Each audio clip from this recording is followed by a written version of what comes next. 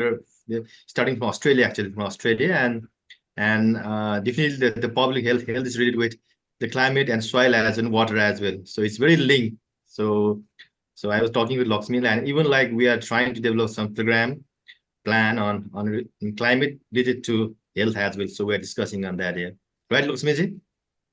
Yes, it is the organization. Organization never be a small or big, but in terms of it is a new.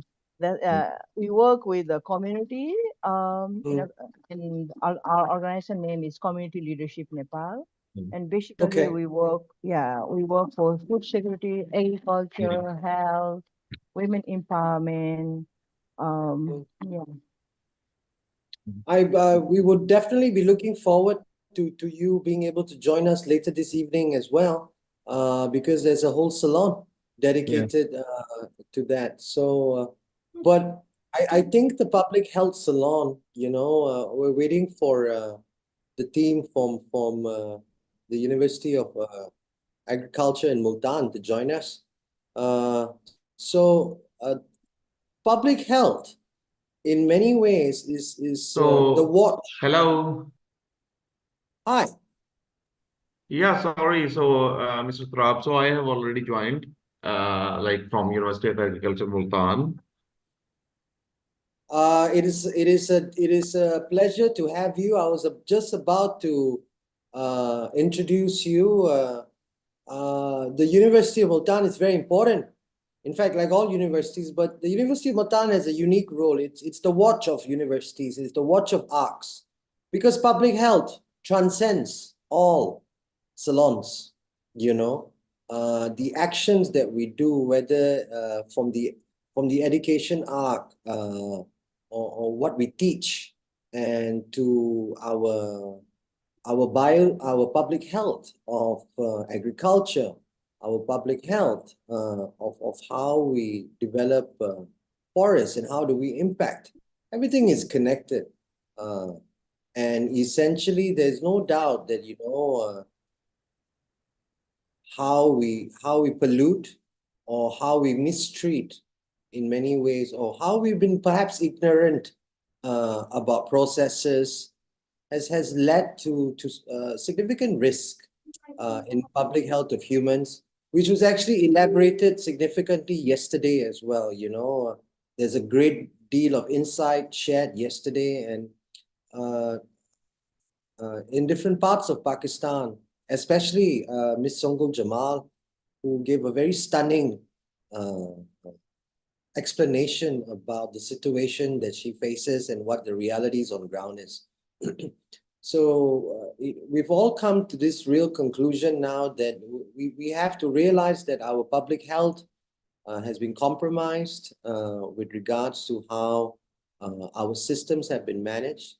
And science has, there's a great deal of science to show that farmers, their health is being affected, the community health is being affected.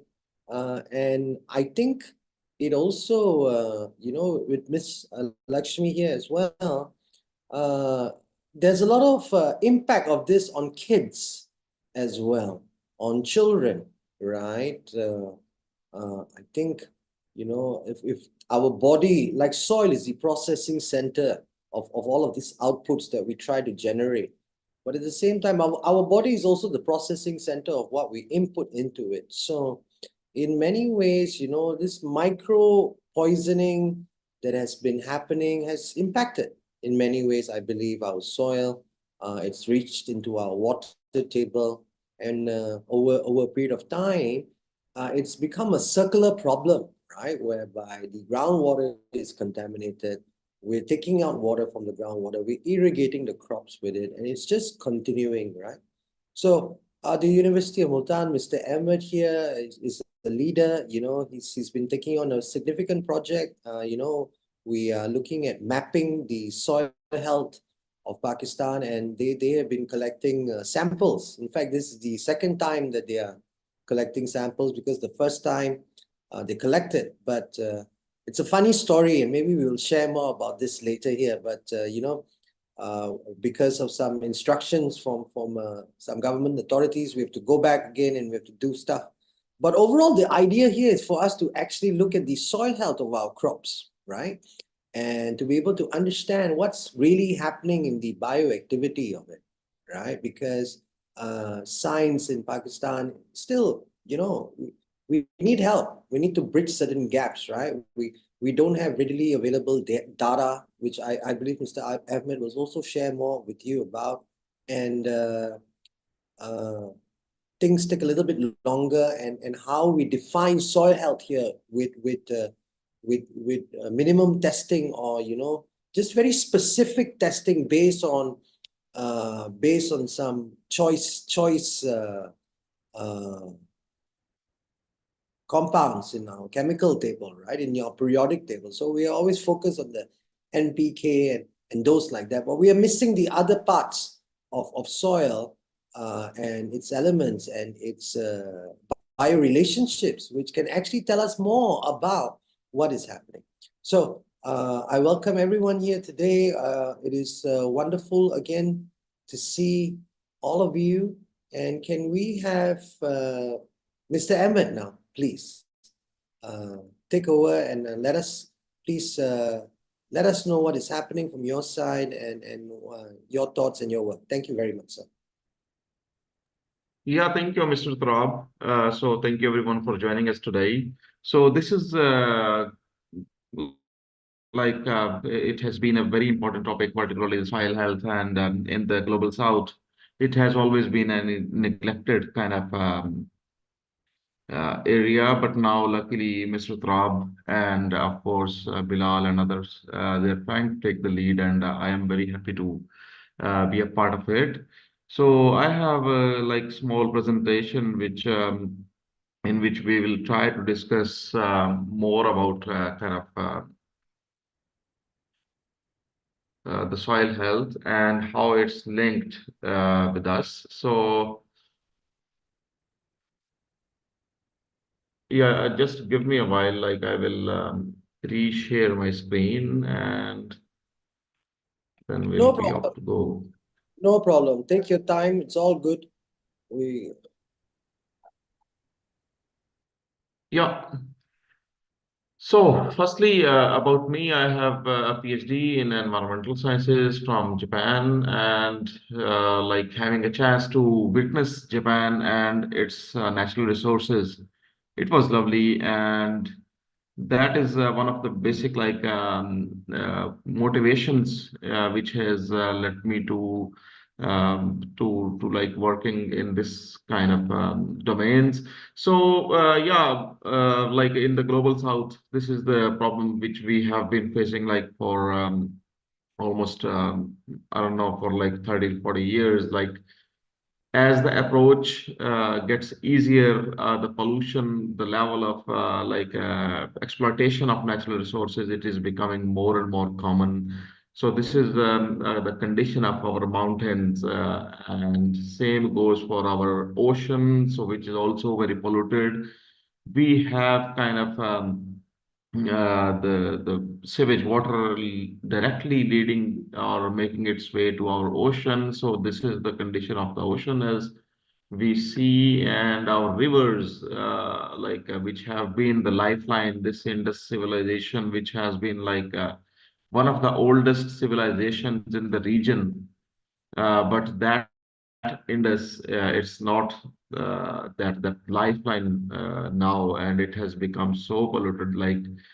We have a species of dolphin in Indus, that is Indus dolphin, but that is also being threatened due to pollution, due to exploitation of this beautiful natural resource. And same goes for our waterways, so irrigation canals, or even the smaller waterways.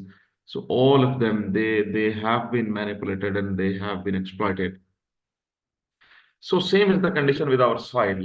So in the next few slides, I will discuss again about the soils. But this kind of pollution or this kind of exploitation, it always leads to distortion of that natural ecosystem, which had been replenishing our food systems.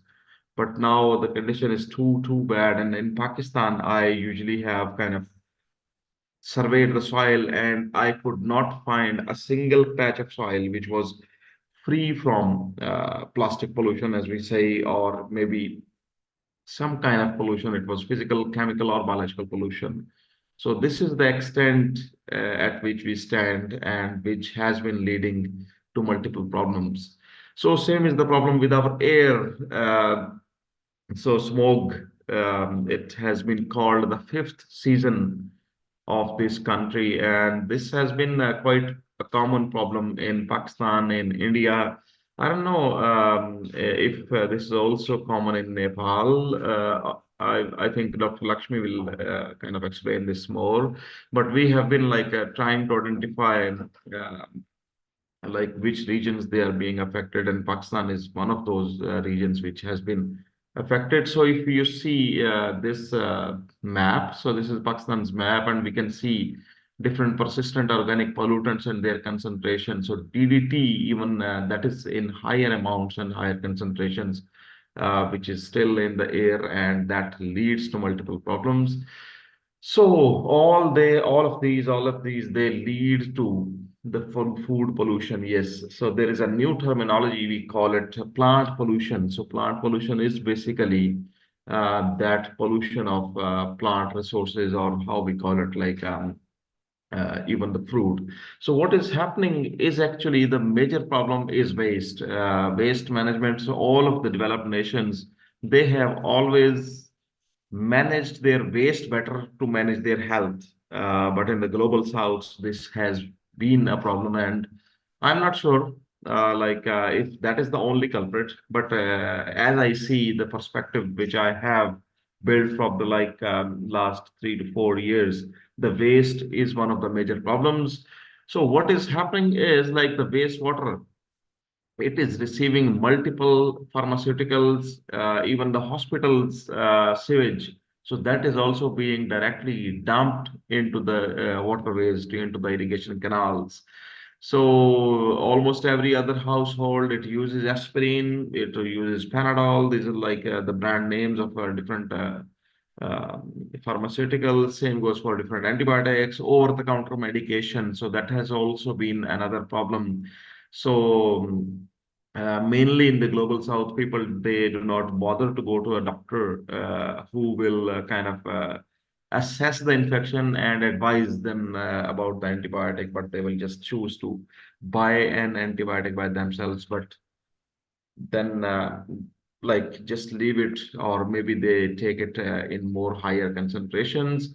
So another problem is like our animals. So many of the livestock farmers, they always give oxytocin to their cow, to their buffalo, and it's just like they do not even know what quantity is required. So whatever they just take in the injection, so they just directly give this injection to those animals, and then through their feces, or through their urine, all of these antibiotics, or even like the hormones, they are being transported back to the wastewater.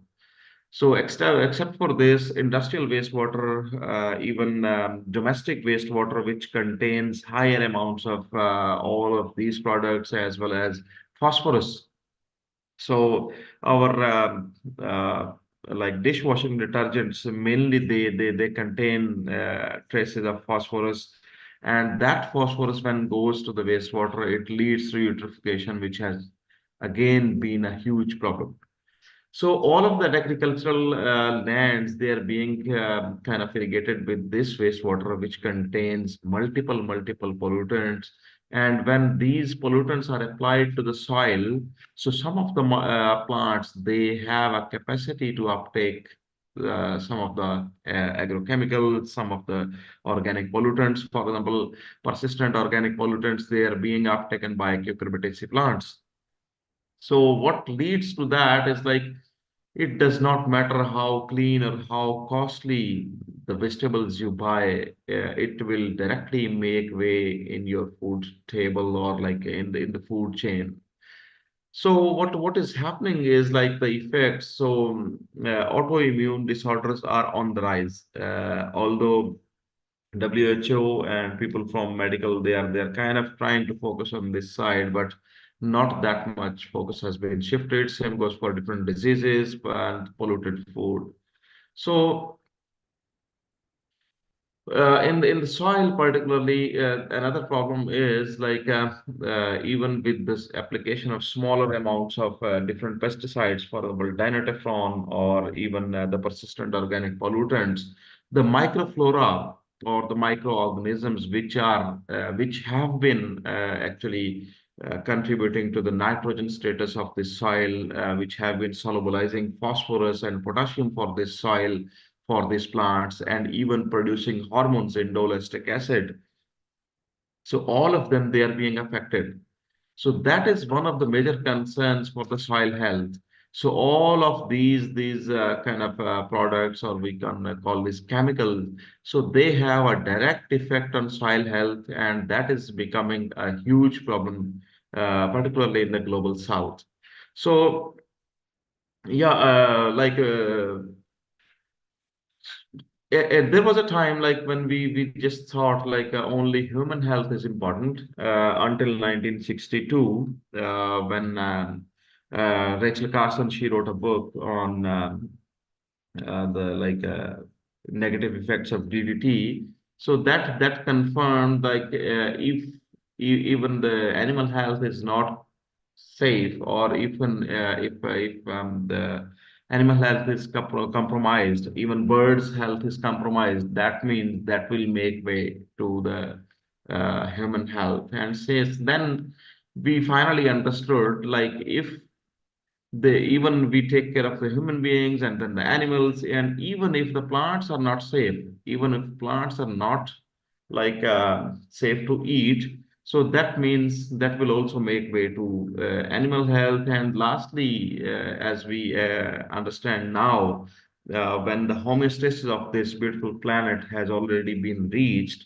and even a smaller action of like pollution or I don't know, like any action against the natural resources, against this planet, has an immediate return, as we saw in the like smoke, or even in the pollution of water resources, even in the soil resources. So we finally understand that like the environmental health is more important as compared to all of these combined. So yeah, this approach is usually we term it as One Health, which has integrated, or which asks for collective action, considering all the healths together, which include human health, animal health, and as of course the environmental health. So this has been a quite a new concept in global south, but that is one of the solutions which we would like to look for. So if we discuss particularly for the in the soil health circumstances, so I think agrochemicals, they were a solution for a time being, but they are not a permanent solution. So we need to regulate the entry of agrochemicals into the soils.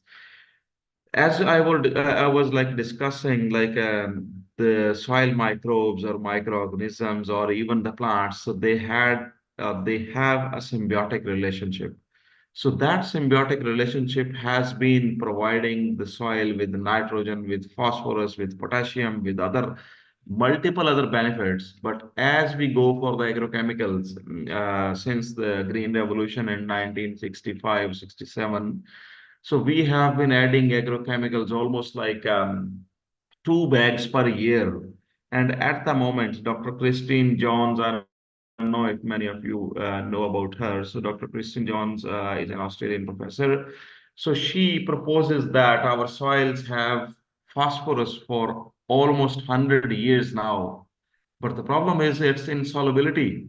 So that means that agrochemicals, when we add them, the microorganisms which are there in the soil, so they cannot work on that solubilization. So that is why our phosphorus that is being less available and ultimately deteriorating our soil health.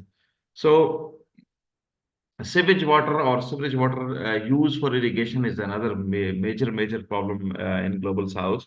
So in the past, many of the towns or households or like villages, they had their kind of a pond kind of system where different plants grew. As many of you would know about the constructed wetlands technique, or the plant's capability to remediate, to kind of remove the pollutants from the soil or like from the water.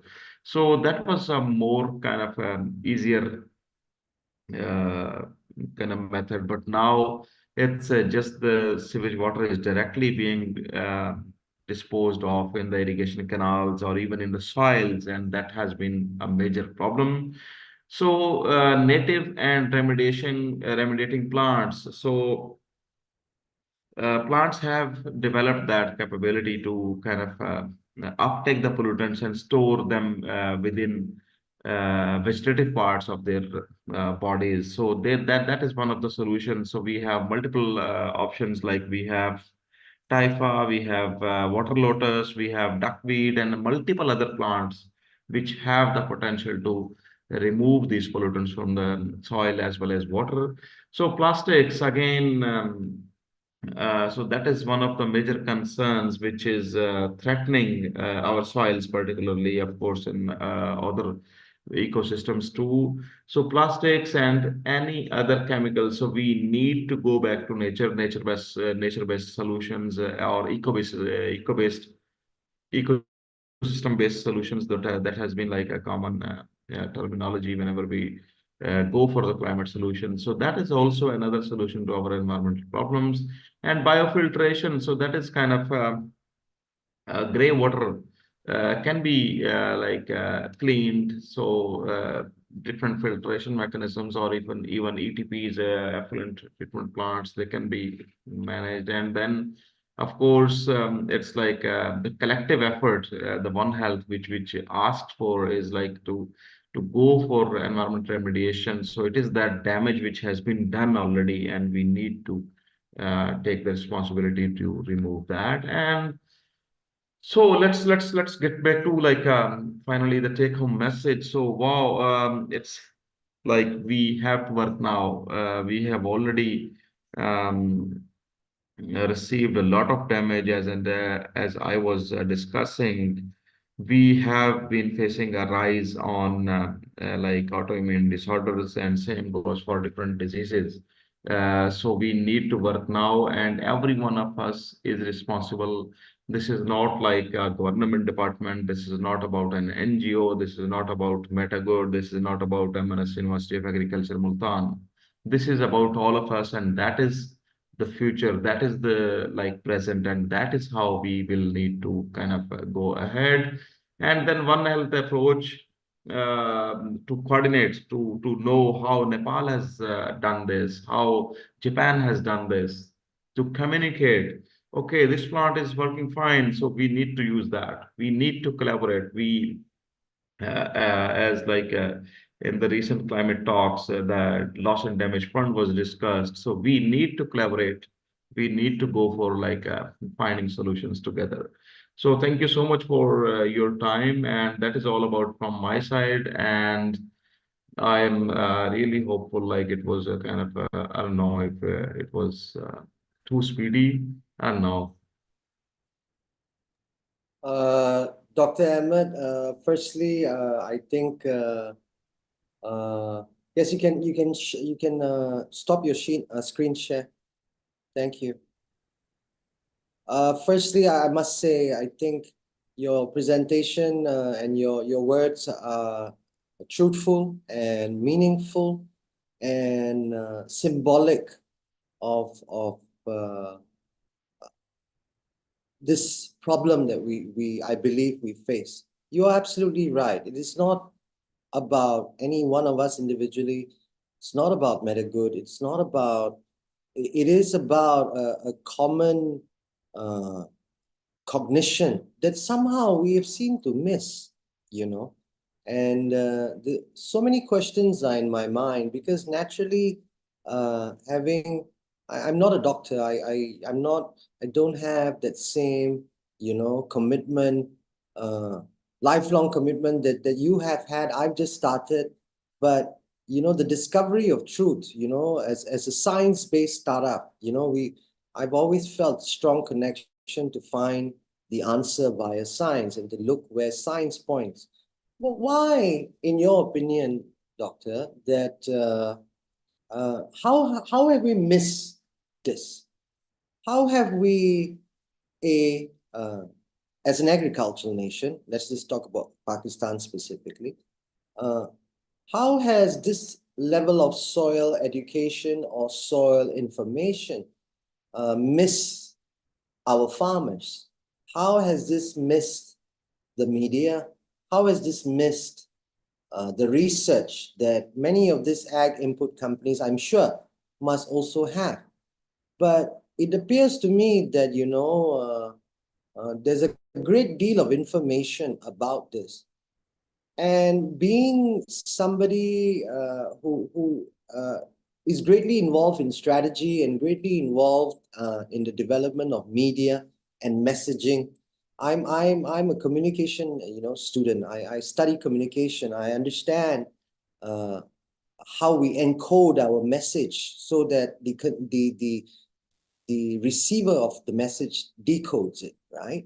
So I design national campaigns. I've designed a national campaign in Pakistan before. I make films. I write. And newspapers, articles, opinions, they're all created in essence to shape opinion. And the world, which is part of the reason which motivated me to actually, develop this summit with the GSFN, is really about how are we so divided? How are we so divided between acknowledging the truth and at the same time sustaining a lie, or sustaining perhaps ignorance? A lie is perhaps too strong a word. How are we doing this? Because you see, there seems to be a lot of good scientists in the world who are putting their voices out there, who are raising these alarms, like you have so eloquently, presented today, right? Surprisingly, even people who are part of the industry, naturally I cannot name names, but I did write to many plastic producing companies. I requested their attendance because I felt that it is important to bring them in the conversation. Surprisingly, plastic producers inform me that their work is not related to soil health. Now, Dr. Ahmed, I will be requesting you that, Metagood and its friends and definitely the GSFN as well, all of us together, right? As the Summit Collective, we want to valorize education. So I will be requesting your support as we visit packaging companies and as we hold presentations with their staff to let them perhaps bridge the knowledge gap that seems to be happening now, where they don't know, apparently, that the work that they do impacts public health.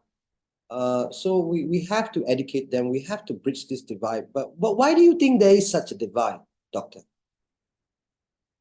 Yeah, thank you, Mr. Trop. So that was a really nice explanation. And of course, as I see the transition of agriculture from as we call it, subsistence farming to kind of more commercial farming. So that is one of the major kind of motivations behind people going and adding too much of agrofertilizers or agrochemicals into the soils.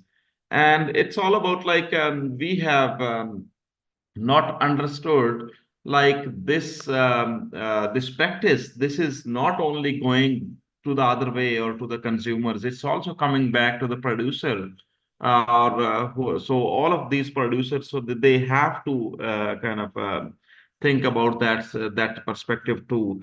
And the media, or as we call it, the farmers, so they choose to ignore because of the marketing strategies. I don't know if I should say that. So basically, it's the fertilizer companies, the pesticide companies. So they have hired marketing people to just show the positive side of pesticides, but they never listen, or they never kind of explain the negative sides of these what we call it, like the pesticides or even the agrochemicals. So that is one of the major concerns. And in Pakistan, particularly our farming community, although they are well aware of the economics, but they are not very well aware of the social aspects or even the environmental aspects. But now, luckily, things are being things are changing, and as we go with the age of information, so many of the people, they know the issues. So about the plastics, so in the last month, I think Environment Protection Department of Punjab, so they had an extensive campaign on stopping the single-use plastics, and we also had industry plastic producing PPMA or something like that, like the Plastic Manufacturers Association people coming here. And so it's just about like they ask for alternatives.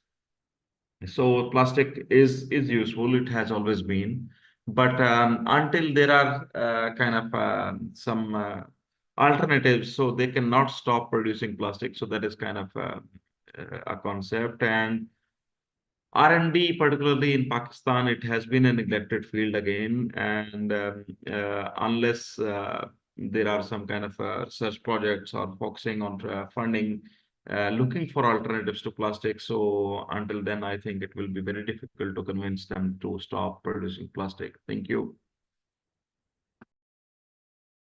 Firstly, I don't thank you so much for your input. I just want to very quickly jump in. I don't think you're wrong to say that marketing has been a very useful and pertinent strategy that has been used to basically market such products to farmers. I'm a marketer. So being a marketer and having had the experience for working in different industries over the last 17 years in Pakistan, it has been my job to basically create strategy to sell products for different types of businesses, from small businesses to large businesses. I've worked in multiple industries across Pakistan. I've held C-suite positions as well, strategic decisions. And at the end of the day, yes, naturally, I would assume that if I, for example, was paid to market previously fertilizer inputs, naturally the goal will be to sell more, right? But somehow, for example, when I was working in the mattress industry, making mattresses that are actually good for people was a paramount concern. I used to have a lot of debates about why do we make our mattresses so hard? And are we carrying that idea that if you sleep on the floor, your backache goes, so therefore we should make hard mattresses for people? Because it doesn't make a lot of sense sometimes, right? So I put a lot of research and thought into my work, because I naturally never want to develop a product or sell a product that is bad for someone, right? So I have personally launched and worked on campaigns in Pakistan to stop negative culture that is sometimes created from traditional marketing. So that you will not be wrong to say that at all, that yes, a big part of the problem is that we have amplified ignorance via marketing, right? And marketing and communication and branding is actually meant to be something good, right? It is a responsibility, in my opinion, for organizations who market their products, right, to actually tell the truth about their products. Now, hiding or eliminating critical information about public health, I mean, it took, I don't know, 20 years before one could get a warning label on a cigarette pack, right? So we need to be very transparent. Perhaps it's time we label our food. Perhaps it's time we certify our food.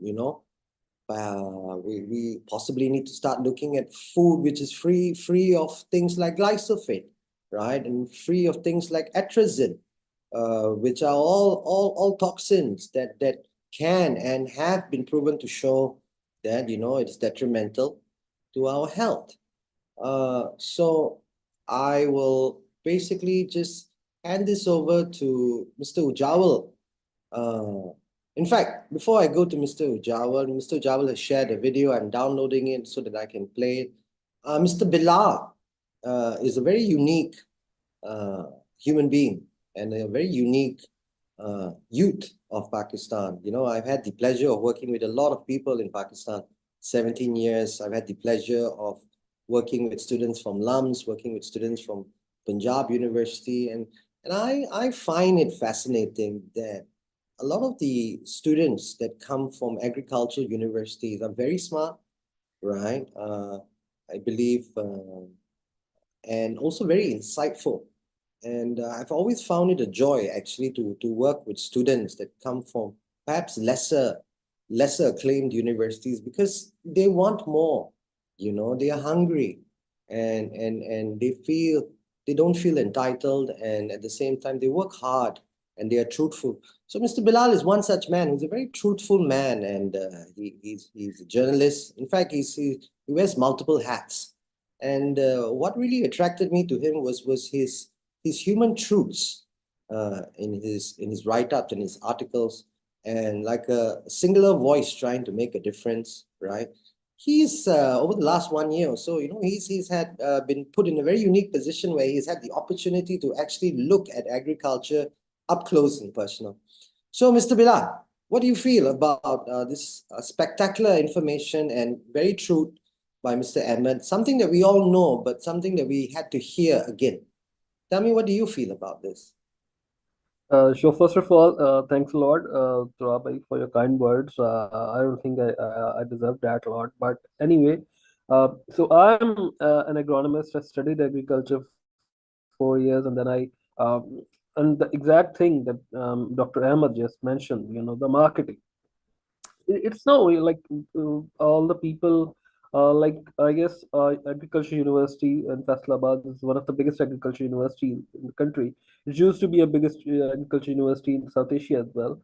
Um, like 1,500 to 2,000 more than students in agriculture field graduate every year from that university, and like what those people are supposed to do, right? It's just one university. Of course they're going to go into marketing, they're going to work with these companies, and farmers also need these products. I mean, there's a food security problem. There's, you know, all these things are realities. But I just didn't want to do it. I had seen up close uh, how they are being sold, and how farmers are convinced often because because they are in a problem, right? This they're living. You go to a farmer, you tell him that, hey man, your crop is under danger. You have to buy it, otherwise the crop will be ruined. So he'll buy it. He'll buy anything. He'll buy even simple ash, to fix the damn disease. So he'll buy anything. But I just didn't want to do it, so I entered into journalism, which basically writing, not journalism as such as, but uh, then started. I for whole 2023, I wrote 100 plus features, exclusive on Pakistan's agriculture industry, basically talking to key people in every subsector of this big industry. Even Dr. Ahmed, that's where we connected. Uh, so that's basically my story. I think agriculture was in Pakistan, in environment mostly, uh, has never been discussed in journalism, and because journalism was supposed to point to the problem, right? This the industry media is what's supposed to point the others to the problems, and that's the attention should be. But I don't think journalism and media has done their job. That's where I try to do it, because I think most people aren't equipped to handle this kind of issue in this sector in Pakistan. Secondly, so that's where I did it. Lastly, when Mr. Torab reached out to me. It was phenomenal. I think it's a very huge responsibility as well, not just an opportunity that I've been given. So lastly, I would like to also talk about the point Mr. Ahmed raised about the plastics. So yes, of course, it's not talked about that we really need an alternative to switch. Um, we at most we see recycling people. We see people offering recycling solutions. It's not a bad thing, but there was a recent study. I'll see if I can like find it. It was published in Reuters. In US, and they studied people's preferences, what they opt, and what they think is most apt way of handling the waste problem between reuse, recycle, and the three R's basically. And they realize that most people opt recycling. Now, recycling is when the waste is already demented, is already become part of the environment, is already damaging public health. But that's not the most effective point to handle the waste, right? It's the most effective is to not have waste in the first way, in the first point. Okay, so we have to consume effectively, and that's where the public health comes in. That we have to tell people to consume efficiently, so the enough waste don't get generated in the first place, right? But nobody talks about that because it's been, and I'm not like criticizing everyone, it's the fact everybody knows it, that it's often in the interests of certain people that recycling is promoted, because then they get to sell the things if they just think they can recycle it. But as per my information, only like 9 to 10% of the global waste is being recycled. Only 9 to 10%, and that's the figure in the developed economies. So that's just the problem, and I think this is just one of many sessions that we'll be having. So I'd like to Mr. Ujjwal to like have their opinions, and we can move to our next keynote speaker. Thank you, Mr. Bilal. We are welcoming everybody to jump in with their opinions. I'd like to welcome here Mr. Ali Reza Halipoto, Amir Ahmed, Ms. Lakshmi, naturally, Mohammed Maqsood, Musarat Aziz. Perhaps it's a good idea also if all of you jump in and introduce yourselves and give us some insight too about your thoughts. Let me start. Sure. Thank you, Mr. Yeah, sure. Thank you, Turab. Thank you all the participants. So my name is Ujjala Mate. So I'm from Nepal, so based in Kathmandu. So I work for Missionist, is an international INGO, so based in Denmark. So in Nepal, we are more focused on climate change that related with water, that related to agriculture, and especially in climate adaptation and mitigation. So we work with the local CSOs and CBOs, especially the groups. So I think this is a very good topic. So soil health and public health, that's very important because we all depend upon the soil, especially for our crops. So as our colleagues shared earlier, so definitely like if soil is not good, if soil is polluted, the production will be not good. So based on that, it will impact our health as well. So this is a really good topic. So especially we're also working more on improving the soil, especially applying this regenerative farming, permacultures, agroforestry, and land management, water management. So these activities we are doing, these are some interventions that we are doing in our area, and I hope like there will be good learning from this platform as well. Yesterday I attended to water, so it was also good. So soil and health, that's also very important for us. So we need to know, and I hope that we have a good speaker today also. So hope it will be good learning for us, and this learning we can share to our colleagues, our partners, and other networks as well. And just before, I've shared a small video. Actually, not small, it was 10-minute video. it's about climate change. So how is impacting soil, how is impacting water, how is impacting health and the culture, economy. So this is a small video. So if we have a time, we can also watch that video, and you can provide comment to me as well.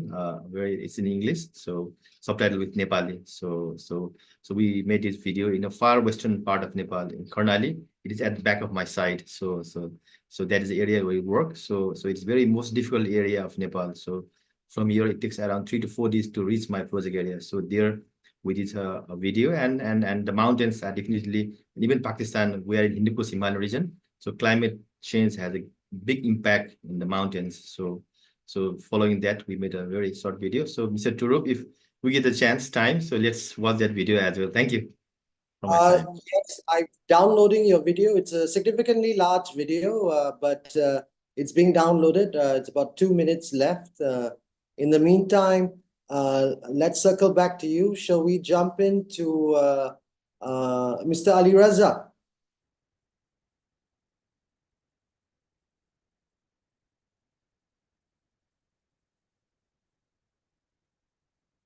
Mr. Mohammed Maqsood? Sir, how many type of soil? Sorry? How many types of soil? All right, I didn't understand. I didn't. Did you ask how many types of soil? Yes. Okay. It appears that you have a point to make. Tell us. So I think Ali is asking the type of soils like that. This Yes, I how think- many types of soil? Oh, there are different type of soil, different type of soil. So different type of soil, different type of texture as well. So like clay, sand, loam. So there are different varieties of soil. Soil is available over there. Yeah, all over the world. dust is also soil. You know, Yeah. at the end of the day, I believe it all boils down to the biome of things, right? Each region across the world has got its own biome.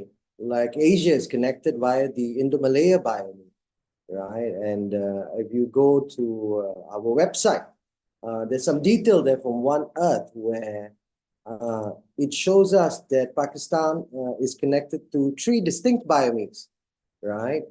Indo-Malaya, Central Asia, Eastern Asia as well. So we actually are possibly uniquely the only place on Earth that is connected to 3 biomes, 3 different biospheres rather. So, but it is an interesting question that you asked, Mr. Ali Raza. Is there a reason? What is your thought process behind the question, or is it a general question?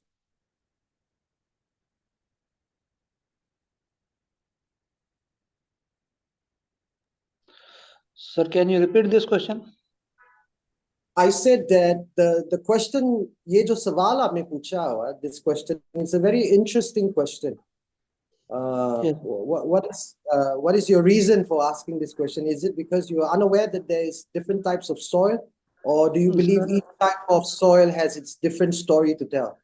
Sir मेरा मकसद ये था कि पूछने का कि कितने types हैं, और जो हमारे पास इंडस रिवर में जो सोयल निकलती है इसके क्या इफेक्ट हो सकते हैं कम्युनिटी पे, अगर क्योंकि हमारा अभी काम चल रहा है डीसल्टिंग का, तो मैं इस वजह से पूछ रहा था यहाँ पे जो इसके जाहिर सी बात है इम्पैक्ट इसकी ये कितने हजार्ड है, ये जो सोयल इंडस्ट्री निकलती है. Okay, so I get what you said. I can understand it, but I think Mr. Bilal would be a best person to translate it so everybody can also understand what you said.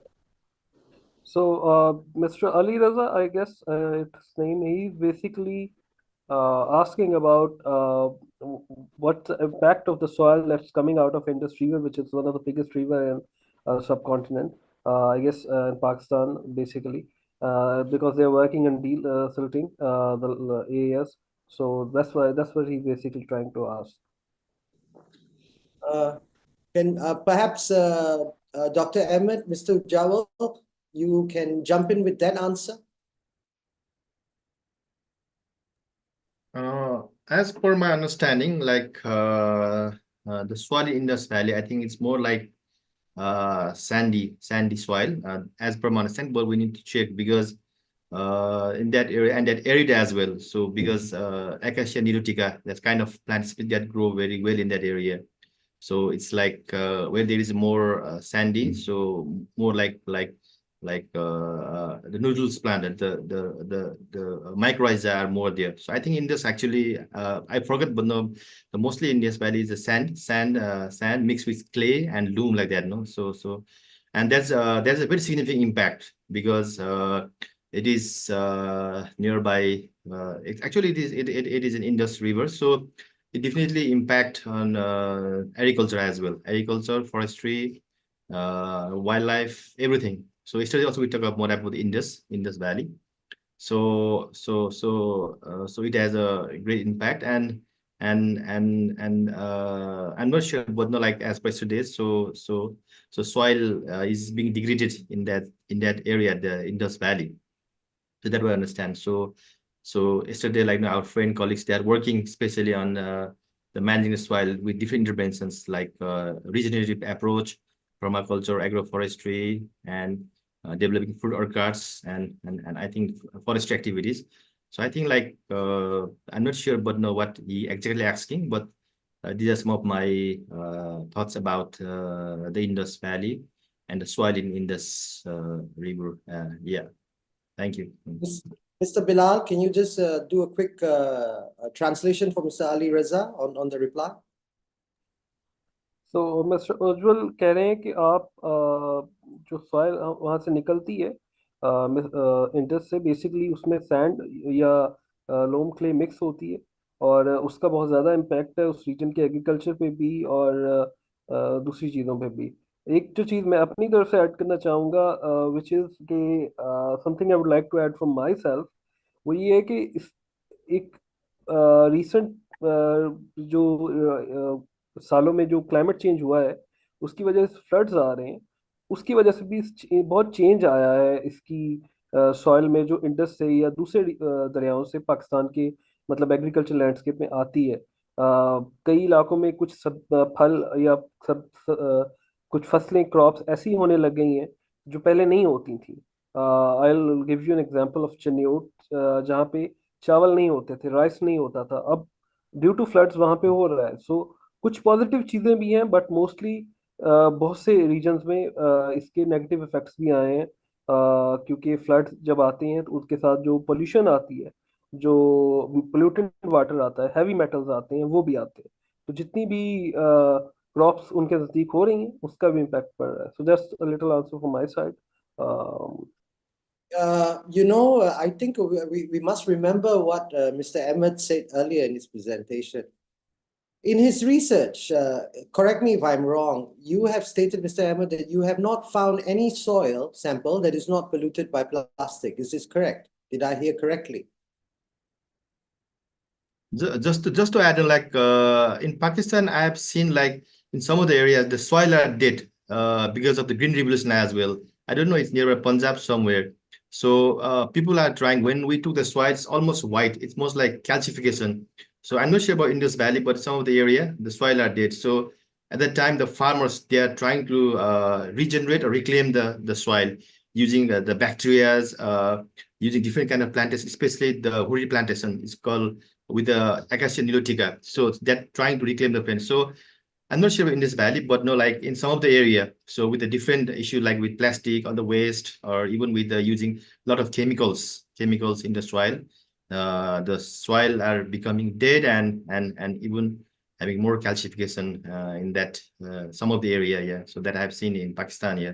But I'm not sure about that. But I think a lot more has been changed with the discussions from I was there like 20 years before. So now things has been changed, but still I think there might be some issue about the soil entire in Pakistan. It's happening in Nepal as well. It's not in Pakistan, but Nepal as well, because we are using more chemicals in our agriculture. So urea and other chemicals that is damaging our soil and definitely impacts our health as well. So that I've seen here.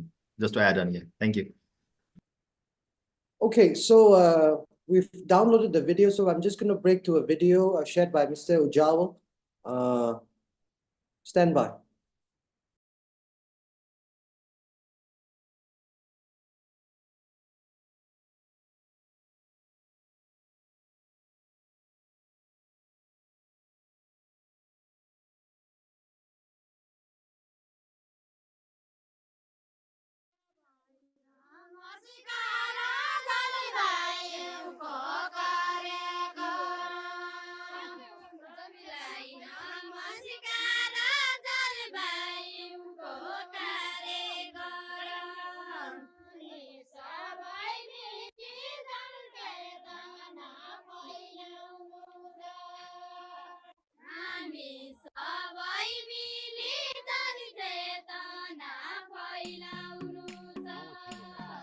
तर औलातिर लाग्छ त्यो लामखुट्टे अहिले त यही पनि लाग्छ sir यही गाउँमा पनि लाग्छ पानी पनि पहिला एकै नासले आइरहन्थ्यो आउने सिजनमा एकै नास आइरहन्थ्यो भने अहिले यो पानी पर्दै नपर्ने पर्यो भने एक्कासी आएर बाढी पहिरो लिने ठुल्ठुलो असिना आउने त्यस्तो भइरहेको हुन्छ धेरै गर्मी छ यहाँ तरै जस्तै आजभोलि पहिला त शीतलै हुन्थ्यो रे आजभोलि गर्मी छ यता अब पहिला चाहिँ अब हिउँ पर्थ्यो यति बाग्लो हिउँ पर्थ्यो अनि यी किराहरू अहिले पोहोर साल पनि हिउँ परेन अब अहिले साल के गर्छ अब जाडोमा थाहा हुन्छ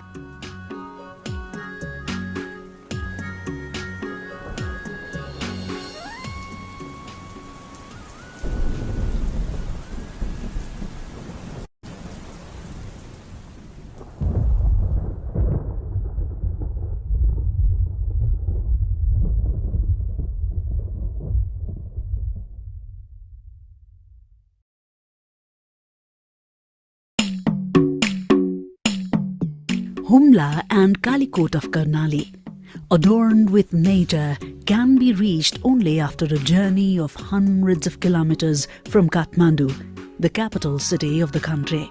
Even though they are still far from urbanization, these geographically difficult districts are being affected by climate change just like the other parts of Nepal. Local people are witnessing and feeling the impact of climate change.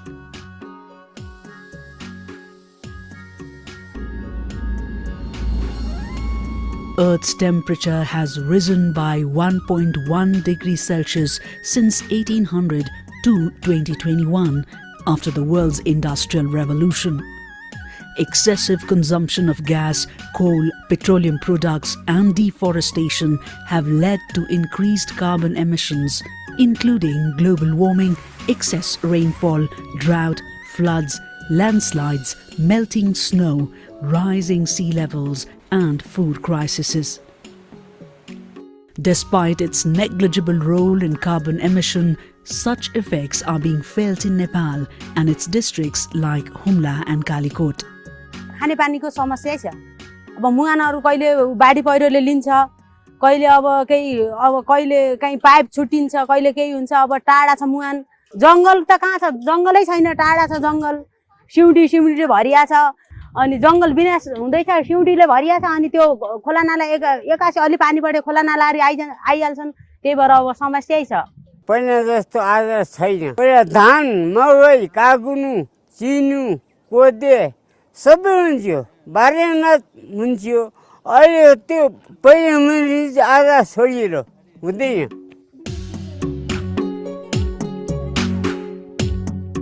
Snowfall was common in the hills of Humla and Kalikot.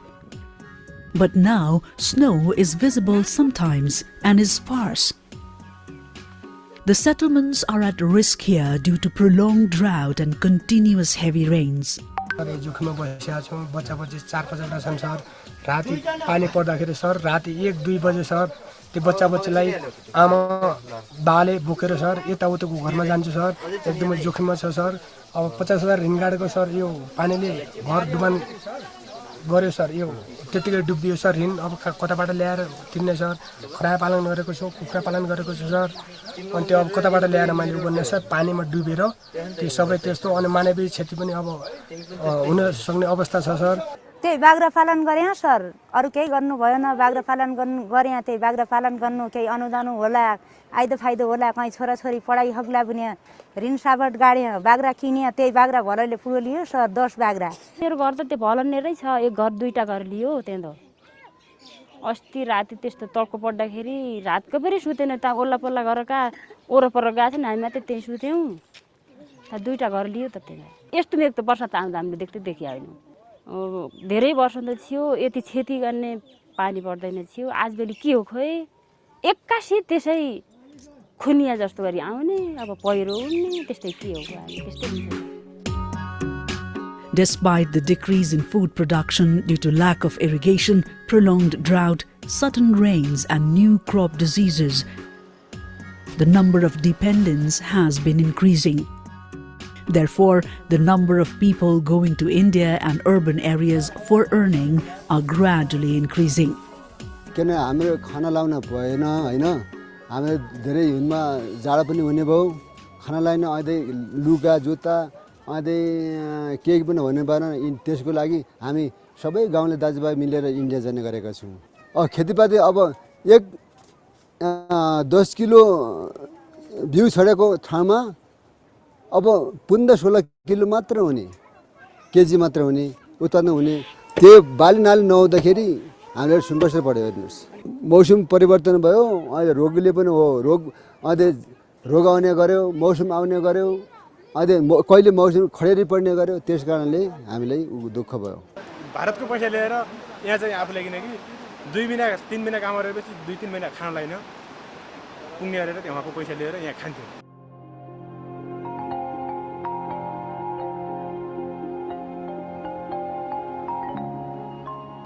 Nowadays, it is hard to find water sources near most of the settlements of Kalikot and Humla. We witnessed the women and children in queue for hours to fetch water from far away. पानीको समस्या त छ sir, अब पानी खाने पानी छैन, कपडा धुने पानी छैन, केही छैन। अब केही हात धोयाको भाँडाकुटी धोयाको करसाबारी पुरो फाल्छन्। 3 गाउँको एक धारो छ, एक उ छ भने पुरा पानीले त्यस्तै समस्या त छ सर। एक त छ हाम्रोबाट बीचमा फटाइकन गाउँमा देखन धारा गरेका छन्, त्यसको दुःखै छ सर, घरको दुःखै छ, दाउराको दुःखै छ, हामीलाई सुकेको पनि छैन। Climate change is humanity's greatest challenge. It will destroy communities, it will make them poorer, it will destroy our biodiversity, and it will ruin our resilience. We also expect that around 200 million people over the next decades will migrate due to climate change. To combat the climate change crisis, which is marked as a global crisis, Mission East is implementing some of its program in Sarkegar of Humla and Palanta of Kalikot. Although it's a beginning of a long journey, its impacts are visible. यो जलवायु परिवर्तनले गर्दाखेरि महिला र किशोरीहरूलाई एकदमै असर गर्छ।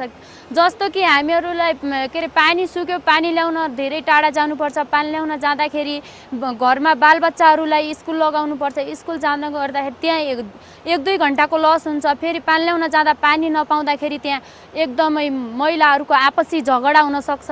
Climate change पेनले हामीहरूले 1 नम्बरमा वृक्षारोपण गर्यौं, अनि त्यसपछि के रे फोहोर मैला व्यवस्थापन गर्ने डस्टबिनहरू निर्माण गर्यौं, हामीले खाल्डोहरू खन्यौं, अनि के रे प्लास्टिकलाई कुहिने वस्तुलाई एक ठाउँमा र नकुहिने वस्तुलाई एक ठाउँमा राख्यौं, अनि हामीहरूले सडक नाटक पनि गर्यौं जलवायु परिवर्तन सम्बन्धी, अनि वक्तृत्व कलाहरू पनि गर्यौं। हामीले जलवायु परिवर्तन सम्बन्धी देउडा कार्यक्रमहरू पनि राख्यौं। चिनु, फापर, जाउ, रैथानीवाली, कोदे, मकै त्यो सबै हुन्छ sir.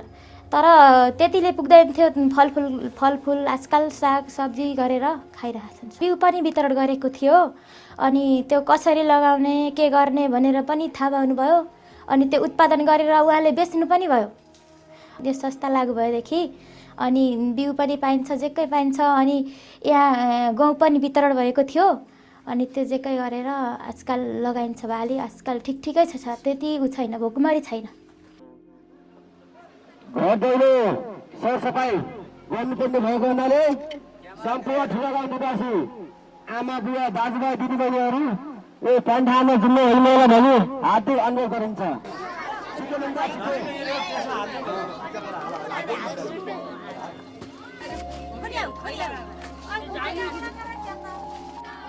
Adolescent girls, women and farmers group were formed in Sarkegad Rural Municipality of Humla and Palata Rural Municipality of Kalikot are organizing sanitation campaign.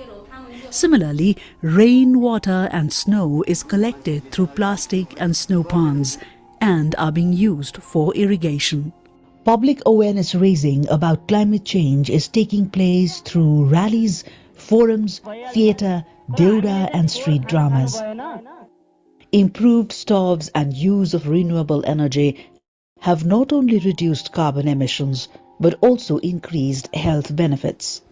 पहिला एक संस्थाले दिया हो सोलर ताइबाट सिकियो अहिले कोही हुने दाजुभाइले अलिअलि त ठुला ठुला सोलर ल्याए बिग्रिसकेपछि सर अहिले आफै पनि गर्छन् सक्ने दाजुभाइ यो धुवा हुँदैन रहेछ सर अनि उज्यालो हुँदो रहेछ हामी झरो बाल्नु घर पनि धुवा नलाग्ने कालो नहुने त्यो फाइदा हुँदो रहेछ सर जलवायु परिवर्तनका लागि के गर्न सकिन्छ भन्ने हिसाबले हामीले यसलाई दिगो रूपबाट अगाडि लैजानका लागि हामीले कार्यक्रम ल्याएका छौँ जो वृक्षारोपणका कार्यक्रमहरू ल्याएका छौँ हैन यहाँका जस्तै यो प्लास्टिक जन्य सामग्रीहरूलाई धेरै प्रयोग नगर्ने भन्ने खालकोका चाहिँ बन्देज लगाउने भन्ने कार्यक्रम ल्याएका छौँ र त्यसको सट्टामा चाहिँ यहाँ के उत्पादन गर्न सकिन्छ कि भनेर माथिल्लो बेडमा हामीले सेतो बडु चाहिँ रोप्न लगाएका छौँ जलवायुमा असर पर्ने विभिन्न किसिमका चाहिँ छन् हैन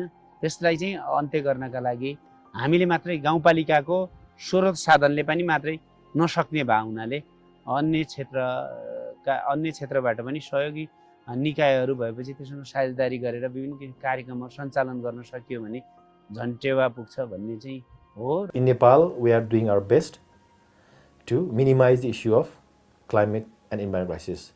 Hope definitely there will be some changes in couple of years. Nepal is one of those countries where we see the greatest effects, and that's why we have a special focus on Nepal when it comes to addressing the effects of climate change. Time has come to combat climate crisis and its effects. The consequences due to human-induced disasters and climate change impacts have no options than to be checked by human effort. For this, awareness activities, planning, commitment and implementation are fundamental.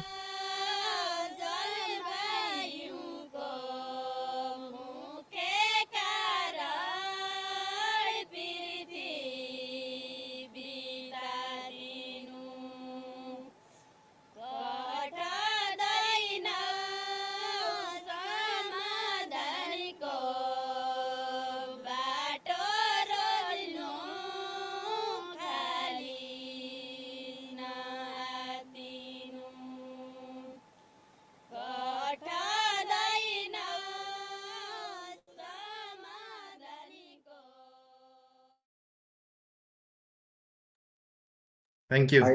Thank you, Turo. Thank you. I think it's a brilliant piece of media.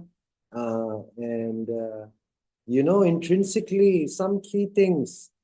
The lady that said that I took a loan and I bought 10 goats and they were all taken away, you know, by a flood, you know. So I'm sure at the end of the day that loan will not be forgiven. So she will still have to pay back that loan, right? And still have to deal with the fact that she does not have 10 lambs anymore, nor does she have any assets. So it is a vicious cycle, you know. And I left the ending because I find it intrinsic, and it's a beautiful thing, and I applaud your work and all of you for this, that, you know, finding that little folk song, you know, that little folk, I cannot remember the pronunciation. I think it's a Duida song about Deuda. It's local folk song, yeah. Yeah. No, just the way the ladies harmonized it, and I assume that really is also, I guess that reflects very much our own personal mission here at MetaGood as well, whereby we know that in order for us to be able to bridge this divide, this knowledge divide that exists, uh, the most vulnerable areas are actually those areas where the knowledge gap is. That's why systems have been allowed to proliferate itself for the longest time there. A lot of these industries are further away from naturally, because it's economics, the land is cheaper there, right, and stuff. But they're all further away. They're all towards rural areas where large swaths of land are taken up. Naturally, they provide. Let's talk about the good parts here. Naturally, this whole parts have provided income and opportunities to communities for a long time. So I would say, a lot of this input manufacturers and a lot of these companies that are responsible for the climate change today, I don't think, they knew in entirety what the impact of their work. But I would say over the last few years that information has become more apparent. So we need to find a solution whereby we look at system change, right? Plastics, I've had the opportunity to work very strongly with some plastic companies, who are displaying signs of being responsible and also have the same dilemma. Plastics is been integrated as very much a part of our lifestyle everywhere. So much so that we even share our bloodstream with plastic now. So from that perspective, right, it is not healthy, but at the same time, we seem to be stuck with the fact that how do we package this? How do we cover that? How do we protect this? How do we deliver that? It has become a component of how we measure units, commodities, trade, packaging, and all of that. But, I think it is important that all of us know that, yes, but the future means that this is not sustainable. Future means that plastic is not sustainable, right? And we are aware of that. So it will not be wise to try to balance it, because if, as humans, right, if we already know that something is poisonous for us, we're not going to take it, right? So it seems unfair that we rationalize on behalf of the planet, who has clearly informed us, demonstrated to us via climate change, via pollution, via the impact of our pollution, that it rejects these systems, right? So the planet has rejected linear systems. So the solution has to be how we help linear systems who remain committed to do business and remain committed to serve their customers. How do we help them transition to new systems? Now, in major parts of the world, right, you have strong backing by governments, right? There are incentives, perhaps, right, for organizations to switch towards circular system change, right? No doubt, it will cost a lot, right? Because it's about changing your system, right? And I think by now we all already know that if we were to look at the true cost, if we were to take the cost of the natural capital that has been consumed from the planet for the lowest possible cost, right? And look at the true cost of human health, the true cost of devastation on the planet, the true cost of flooding and all of that. All of these companies are not sustainable. So I can understand, but here we are left in that position whereby we then have two separate conversations, one to put planet before greed and the other to sustain greed before planet, right? And this basically in many ways symbolizes three categories or sections in humanity, whereby we have people with knowledge who are working for the planet. We have people with knowledge who are working for sustaining linear industries. And then we've got the larger human in between, such as the people in the village that you showed, who are not part of the system, who are just living systems that have been created by others, right? So essentially, we must come to the realization that in order for us to prolong ourselves, the planet is in peril and human health is in peril, public health is in peril. And I really look forward to sharing more knowledge. Mr. Amir Ahmed has jumped in. Mr. Amir Ahmed, we'd love to hear your thoughts.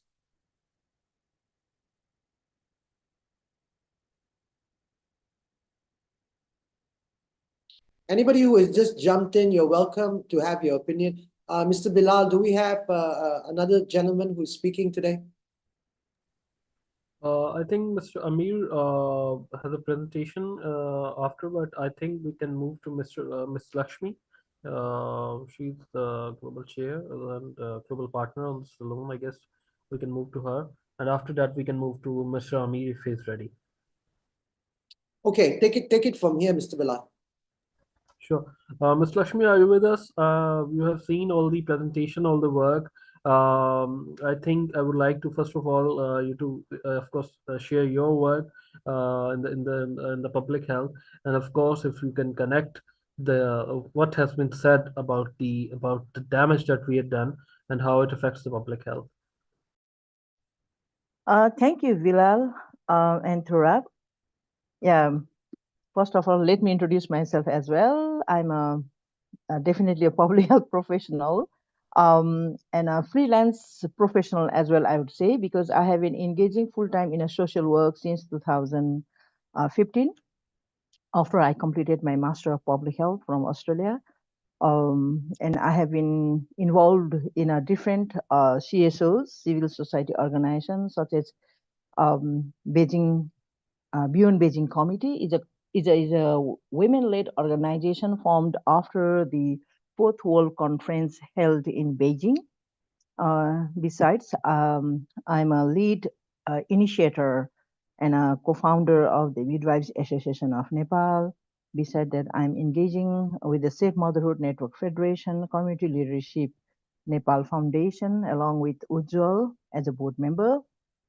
As well as, in a part-time basis, I lecture for Master of Public Health student and a nursing student, especially on women's health and development. And thank you for the fantastic presentation of this morning in regard to the soil health and how it is impacting the human health. While Tarub was keep talking about the science, in my mind, something came up like, you know what Carl Sagan has said, American astronomer. Basically, what we think about science is more like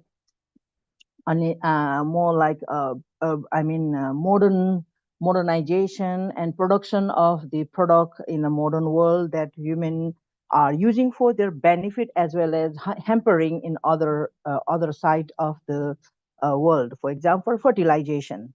The chemical fertilization is not good. Everyone knows that, but we have been using it.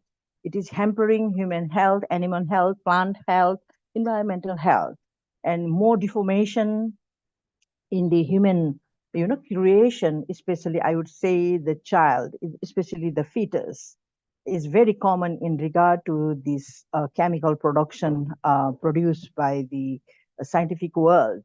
But on the other hand, the statement or the quote that Carl Sagan, American astronomer, has said is, science is a way of thinking which more than a body of knowledge. I think we have forgot that part of it, I believe, and we are forgetting of using our own conscience. We lose all the conscience. Taurub was keep saying about ignorance. Yeah, definitely. We have a body of knowledge and information. We are drowning in the information, scientific information. But at the same time, we are losing our conscience and consciousness for the benefit of human, animal, and plants, which is very critical. I myself went through the health problem while I was doing my PhD. I suffer from the pituitary macroadenoma, and I was diagnosed in Australia. Then I decided not to take a medication, but I changed my way of thinking, and I decided to pursue to eat organic food, organic product, And that is directly relating to the soil health or human health or the public health.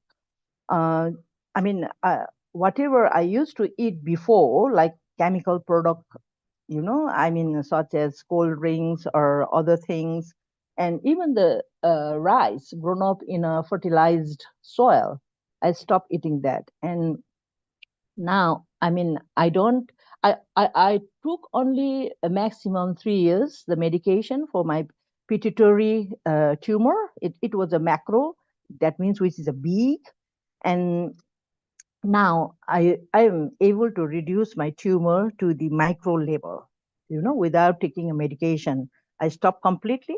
And I mostly prefer to eat organic. I don't prefer to eat whatever called fast food, because fast food is really taking a life fast, our life, animal life, as well as taking fast to the other part of the world, after we die.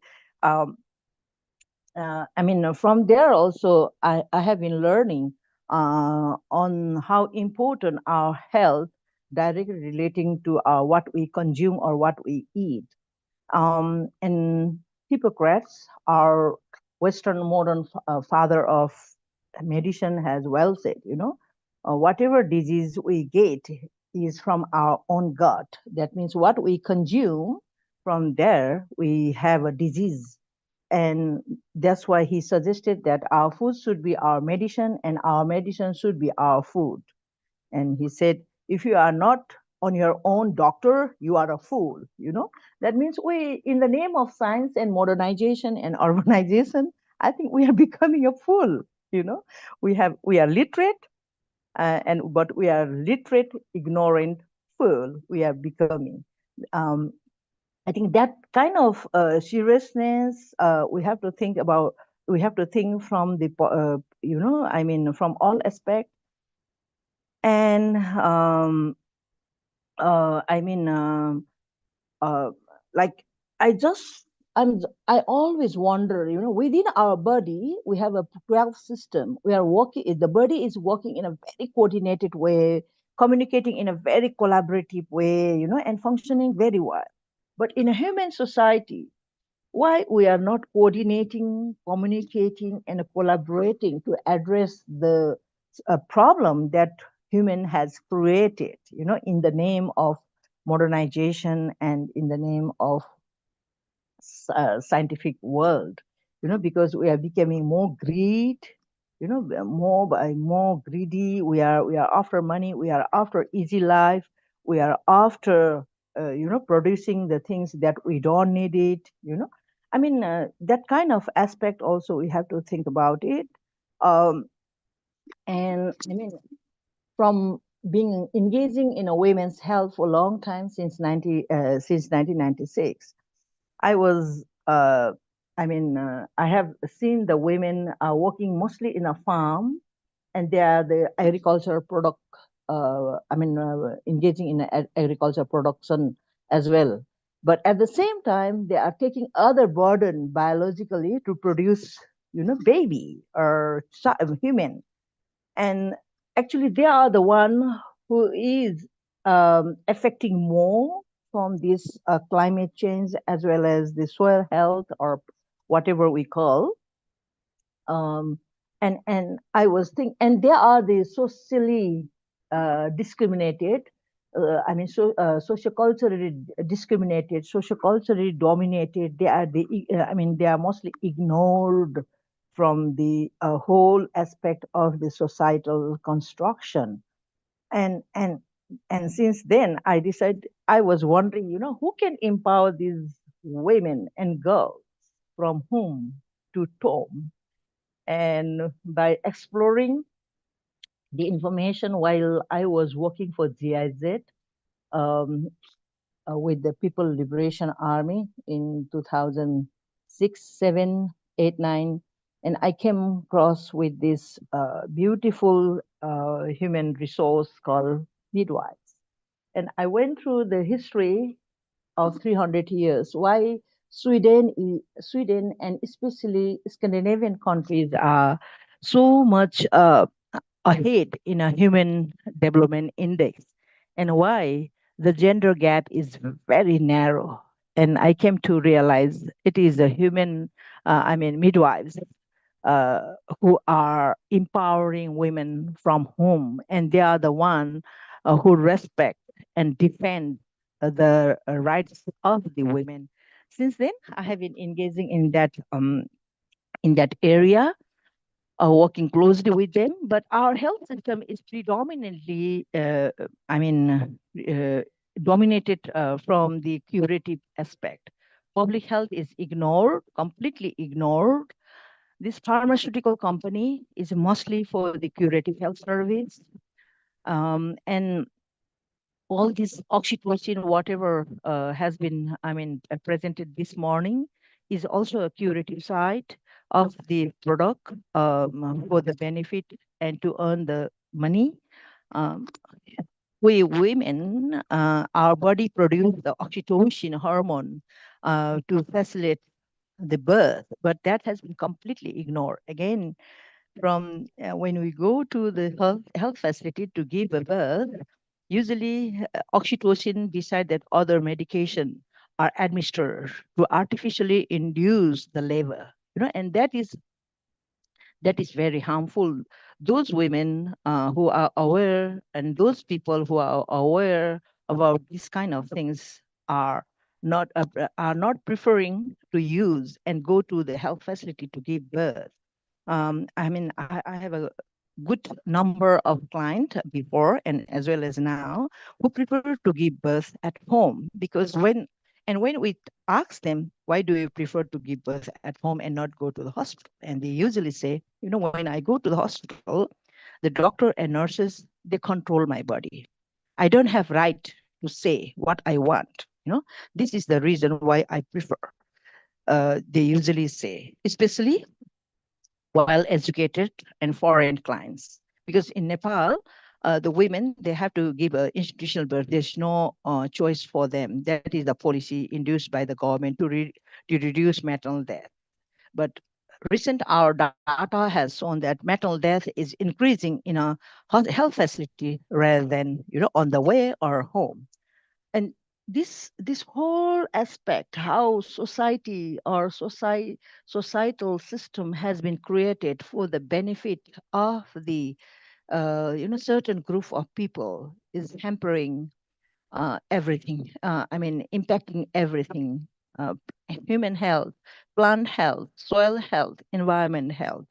And I think the solution we have to think about is in a broader aspect, how to reduce these harmful chemical products, pesticides in plants, or for the soil, fertilizer, and the feeding, especially for the animals, to produce more meat or milk. We are using a lot of harmful products, and that everything we have been consuming, and that is directly impacting our health, which we have been overlooking, especially global South people would like to copy and learn everything from the Western world, forgetting about what our ancestor did better and good. Something are there good that our ancestor had done, but we forget to took that as in a very modern scientific way, and they did everything in a very traditional way. But I think it is time for us to think in a very scientific manner. Um, I mean. Not just by running in the name of modernization and development, different agenda, but I think because the problem that other has created has hampered ourselves now, which we realized. And solution, I think we have to find ourselves rather than looking from and anticipating from other. And I think we need to have a coordination. Definitely, we need to share, communicate, and collaborate to each other. Otherwise, it is very hard to come with a solution, and especially women and children are the one who bear a lot of cost for this. Climate change as well as the unhealthy soil, because if there is no water, the women has to fetch water from distance, and the production would not be there, agriculture would not be there, and women could not consume nutrient or healthy foods or vegetables, and ultimately that hamper their growing fetus in the womb, and their muscle, perineal as well as pelvic muscle is weakened. And again, they have to face and experience the uterus prolapse, which we have seen when, after the earthquake in the surrounding Kathmandu Valley. We visited, and we also conducted a reproductive health camp. And we have seen the young girl around 23 years old, never married, has a uterus prolapse. And I was shocked. We were, being a health professional, we never expect them having uterus prolapse, and that, ignited the thoughts how it had happened to her when she is young, in a very healthy age.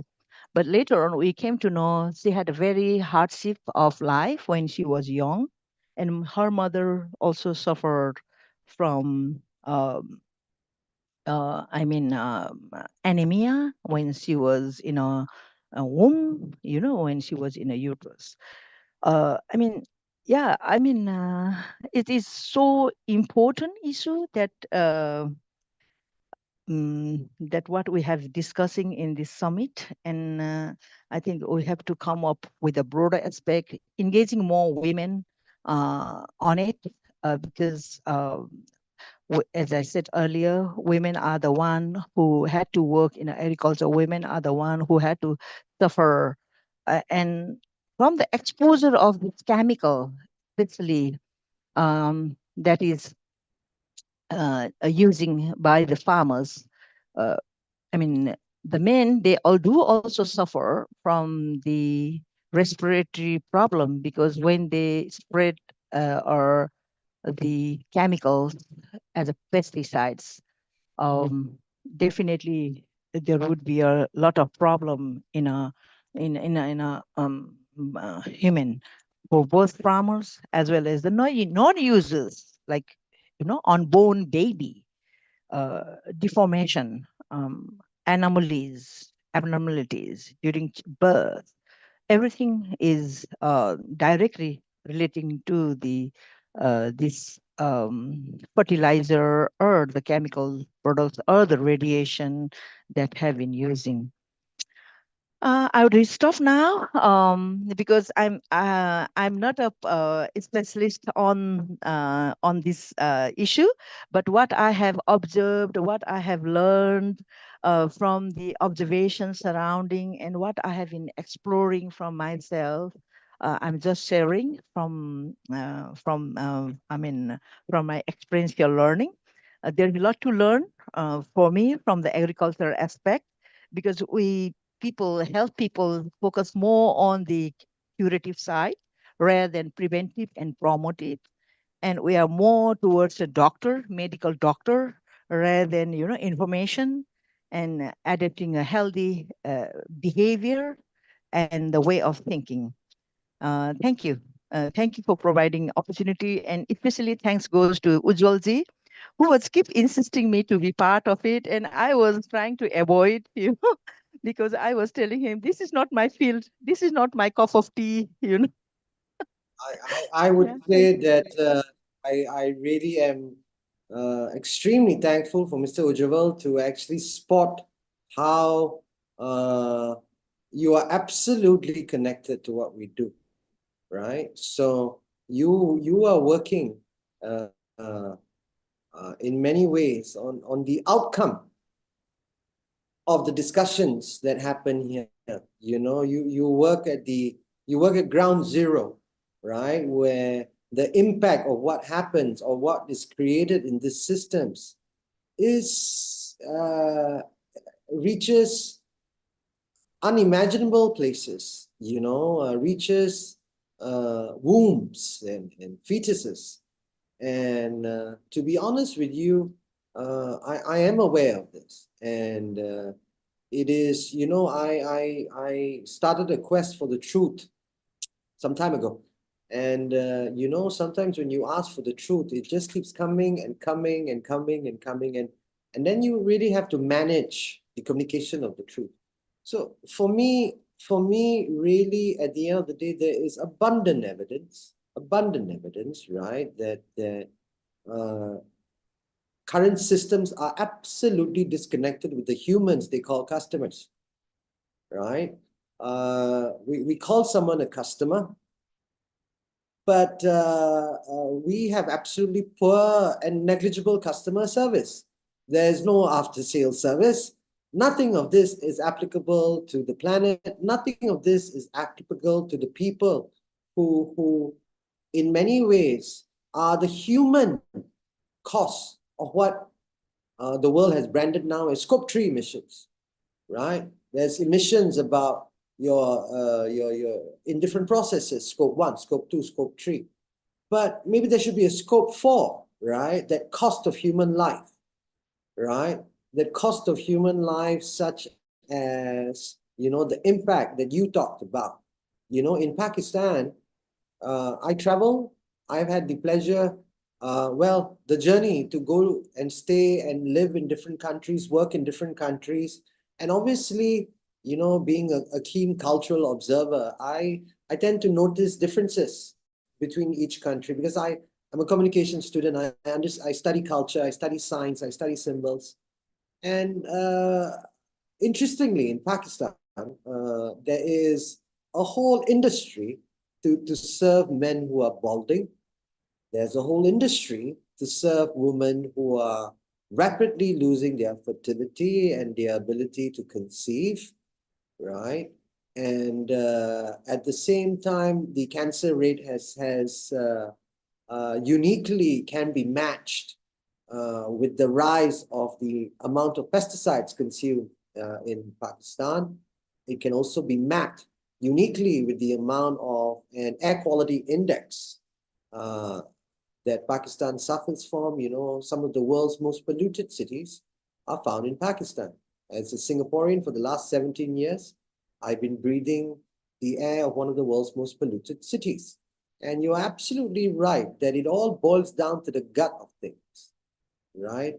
The BioMe in our gut health. And I'm pretty positive that if you test the BioMe and the gut health of humans in Pakistan, and you compare it with other humans living in different parts of the world, there will be a significant and telling difference.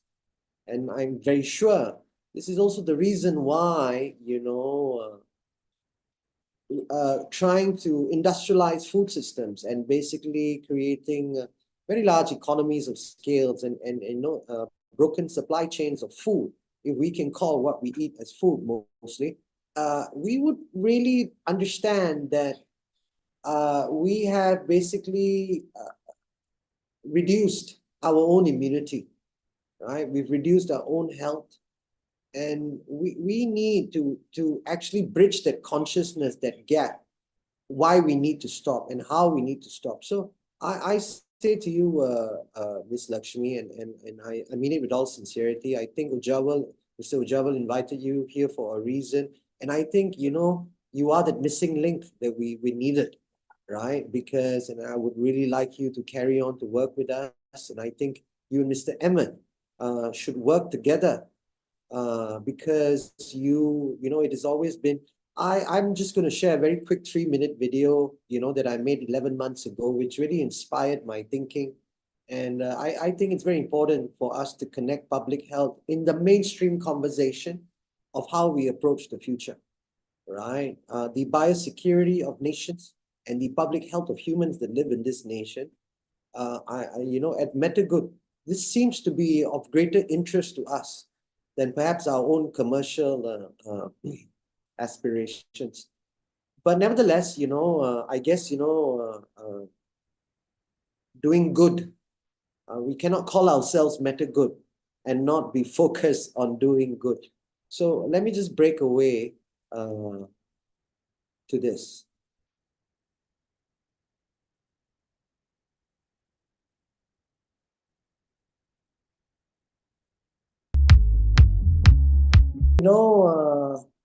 I think you can connect the dots, as to the inspirations and the rationale. You connect the dots, they all seem, it's not sensible, the things that we do to ourselves. So I definitely think that we should all combine and we should all connect. And we have Mr. Khalid here. Thank you, everyone. We have Mr. Khalid here with us, who has joined us every day. And he will be part of our education salon as well tomorrow. He's from Cairo, he's from Egypt. He works for education. He works for children. He works for music. I think, Mr. Khalid, we'd like to hear from you of what are your thoughts on today's session.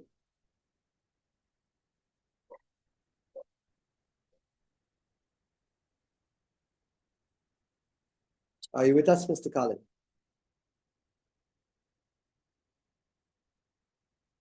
Mr. Ahmed, are you with us?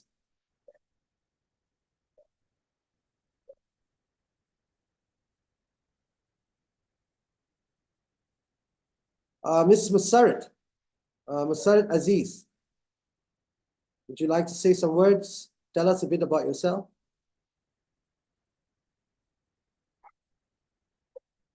I say we have a very quiet and silent audience today. Mr. Bilal, what are your thoughts? I think it's profound. The video just showed you have a talent of using music, design, and to say truth, which is quite I think unique in the sector, um, uh, especially in agri-tech, especially in startup industry. People don't really go that far, but it's really profound. As for the work, just the presentation, the keynote for Miss Lakshmi. As you said, I think you pointed out rightly. She is at where the impact is happening, right? When the things have like gone beyond control, we just have to jump in and assist humans in and recover them from their suffering, right? But I think we can do a lot more, if we can handle the problems at source, whether it's waste, whether it's any kind of waste, or whether it's any kind of toxins that we are dumping in the environment. Uh, we, in Pakistan, uh, two things, which are highly neglected. We often talk about them, and one of them is education, and the other is health, and the both of them are complete a key part of our summit. Today was public health. Tomorrow we'll have education in the evening, and both of these things, unless we connect these things, there can't be a sustainable ecosystem, and both of these things are often missed out of any climate change discussion, missed out of any initiative that's often taken by any, whether government or private sector entity, because it's difficult to see, just like Miss Lakshmi mentioned that she couldn't get, how and it was connected, and then Mr. Ujjwal, thanks to him, he kept insisting, and that's not her fault. That's just basically how it's been happening over years. There's no ecosystem. We never understood the connection, and that's just a problem, because unless people like at even the bottom of the pyramid and at the top of everything, at the decision making table, both of these segments understand the connection. There's nothing we can do till that point. Um, we in Pakistan, it's just common to just, she talked about reproductive health, and we too in Pakistan are we too in Pakistan have witnessing increase, in sessions in the operations for birth, instead of people staying at home, people doing it at home, which was used to be the case in earlier times. And this just because the health has been neglected, and that's and if you consider, if everyone consider that it's happening, the health problems are our health problems. I'm talking about Pakistan preferably, are worsening at a time when technology and science is supposed to lower and relieve humanity from those problems. We were supposed to have less operations. We were supposed to need less hospitals, not more. But due to less, you can say, population increase, you can say, we're having more of these problems and more of these things. And I mean, it doesn't take a lot of detective work to understand that it's happening, because we are going beyond the limits that's our environment and climate put us in.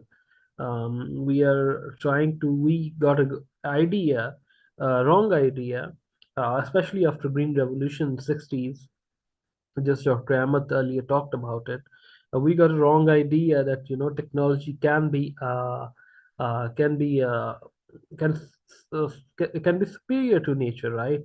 And it can solve our problems, and maybe and especially it happened at a time when capitalism was on the rise. I mean, I'm not against the system; it's a good system. It's the only system actually that's working. But it happened at a time, and then we understood that maybe the only issue here is to produce more and consume more, maybe.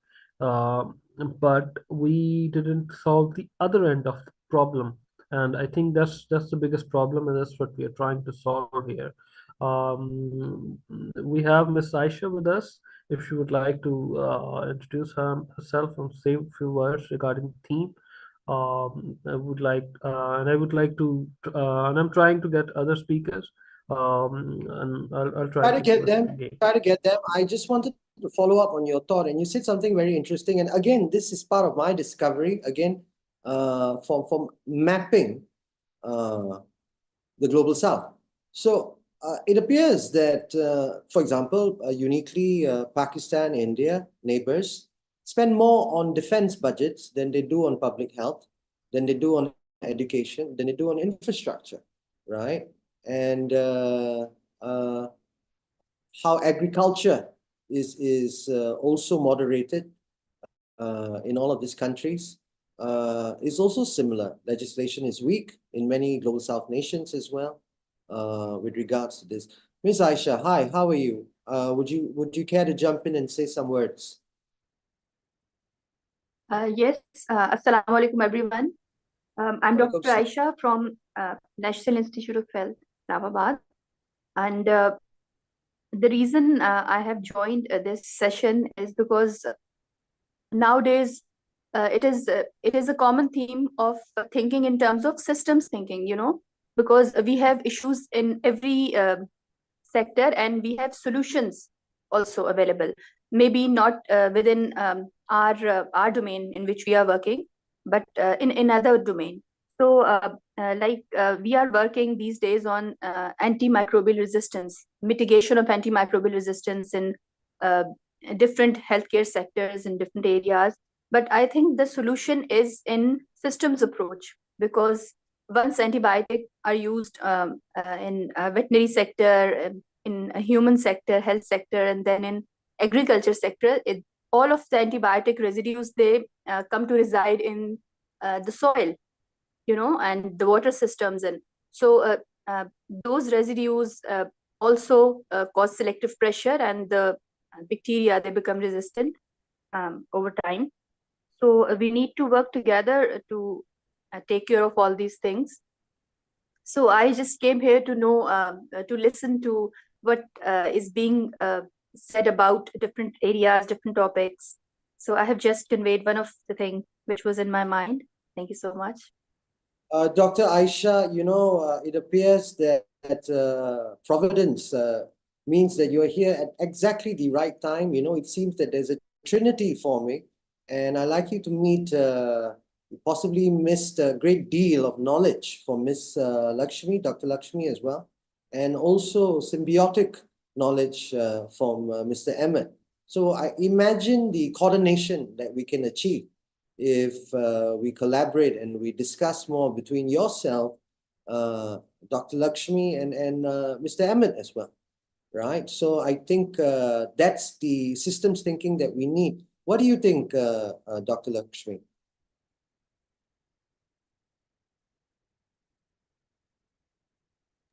Yeah, sorry for being lost for a second.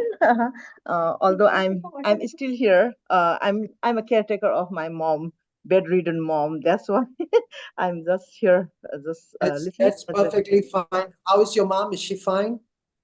No, she's completely bedridden. She has a very life-threatening problem called interstitial lung disease, and my sister is now out of home for the meditation, vipassana meditation.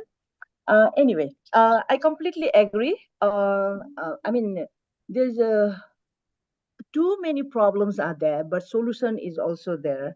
We human are the one who created problem, and we human are the one who can think about the solution as well. And if there is no solution, that is not a problem. It has been said. That's why there is a problem. We realize, and we are the solution, and we have to go together in a coordinated manner, and starting from a small place, like because we can't work in a larger scale at a moment. We should start at least to kick off wherever we are, and whatever manner we can do it. For example, I have a very, first-hand experience working with the government of Nepal, directly influencing their own policy. Government developed a very beautiful policy with the influence of donor agency from the West, but they failed to implement, which we have been realizing. And in regard to the human resource development, it was just one policy of the government formulated in 2006, never ever thought about implementing. And in 2010, we group of women came together, and I was the one who led it. And now the government has been running this program in their 6 different university. It is a bachelor level program. It has been running in that way. I think whatever Dr. Aisha has said, I think the first place would be the agriculture and health. This has to be, married or coordinated, because there is ample evidence from the Europe. I think even in Pakistan, I think that program might have been implemented through the health system. Well, 1,000 golden days, this is the 1,000 golden days is considered from the conception, from the conception, once the women get pregnant, and uh, to consider about the health of the pregnant women and the womb fetus. The government has started this 100 days, 1,000 days project.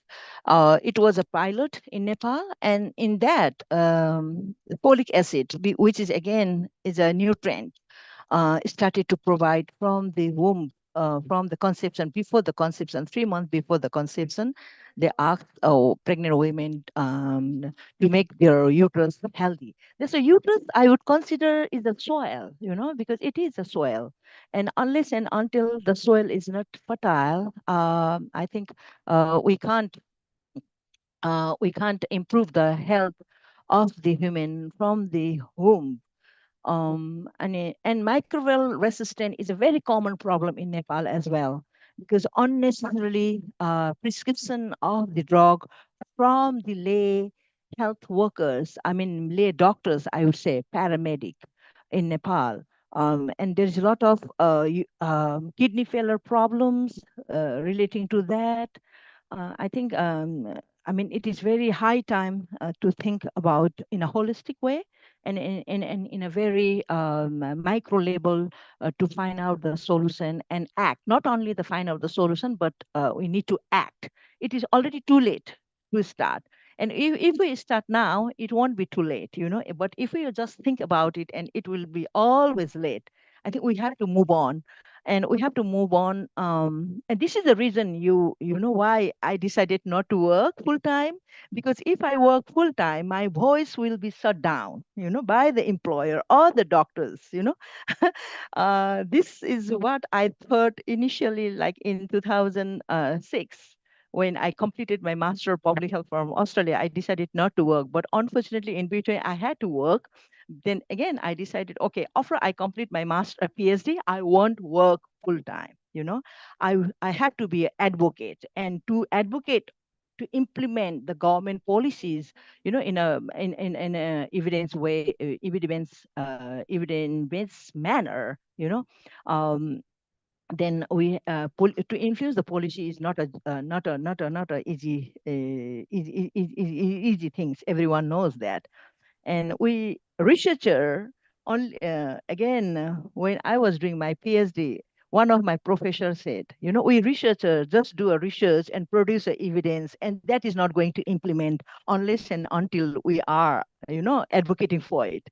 That's the reason why I have been in a ground to hit from the ground as well as from the policy.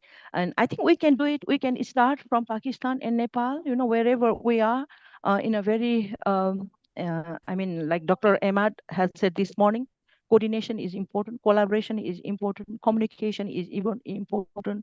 And youth, I mean, have been saying, keep saying about the truth. Truth is in nature. There's no other than, you know, other place to get the truth. Whatever nature has done and nature do is the reality, truth, fact, science. No one can, you know, deny. Yeah, thank you for providing an opportunity to share some thoughts and ideas. I would say that, you know, I request your you know, for you to naturally we'll discuss all of this further, but I request you to also share some of your time with us, even though it can be 50 minutes a week, for us to get together, maybe even with Dr. Aisha as well, because, you know, I think Dr. Aisha said some really wonderful things, and it's very important for us to connect with each other, because, you know, one of the struggles I've had as a founder in Pakistan is that for the circular economy to work, you need systems thinking. You need to link up with different people who exist, so that you can create an ecosystem, right? There isn't one in Pakistan, so which is why we had to create an ecosystem, right? And now we can see that we should plug in the points of this ecosystem with professionals, with expertise, right? And I can't really think, you know, of better collaboration right now that can exist, and better ideas and better policy, right? By, you know, having this great collaboration between Pakistan and Nepal, you know, which we already have with our earlier salons, and extend that, you know, and become so dynamic in information sharing and in knowledge solutions, you know. Just a very quick question. I would like to also welcome, I believe, Mr. Balkhias Khan and Spyro. Thank you so much for being with us. We'll just dive into you and your thoughts in a minute. But very quick question to Ms. Aisha. Do you have, by any chance, any data that off the top of your head, what is the male infertility rate in Pakistan? What is the female infertility rate in Pakistan? Do you have such information?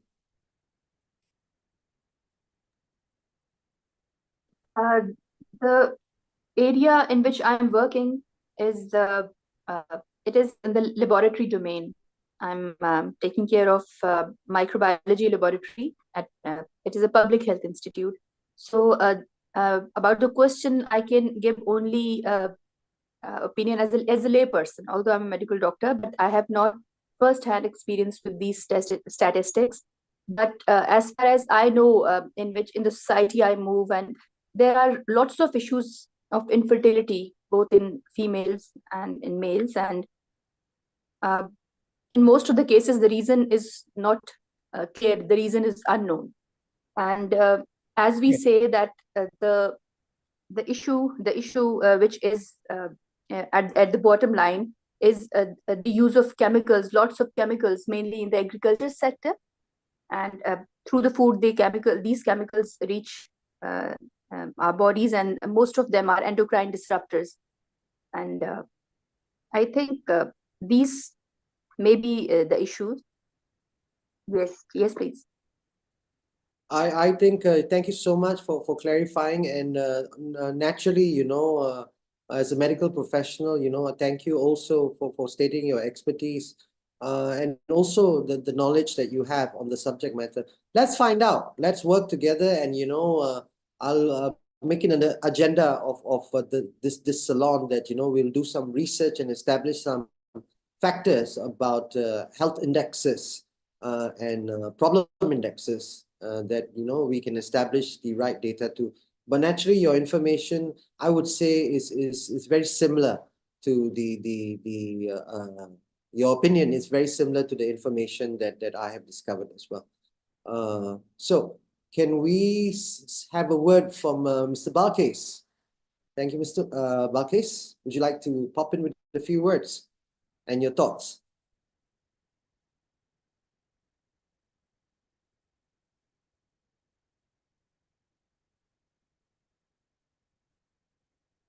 Spyro, how are you today, Spyro?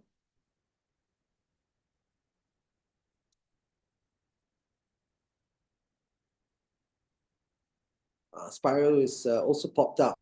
Mr. Bilal, do we have an agenda, a speaker after this?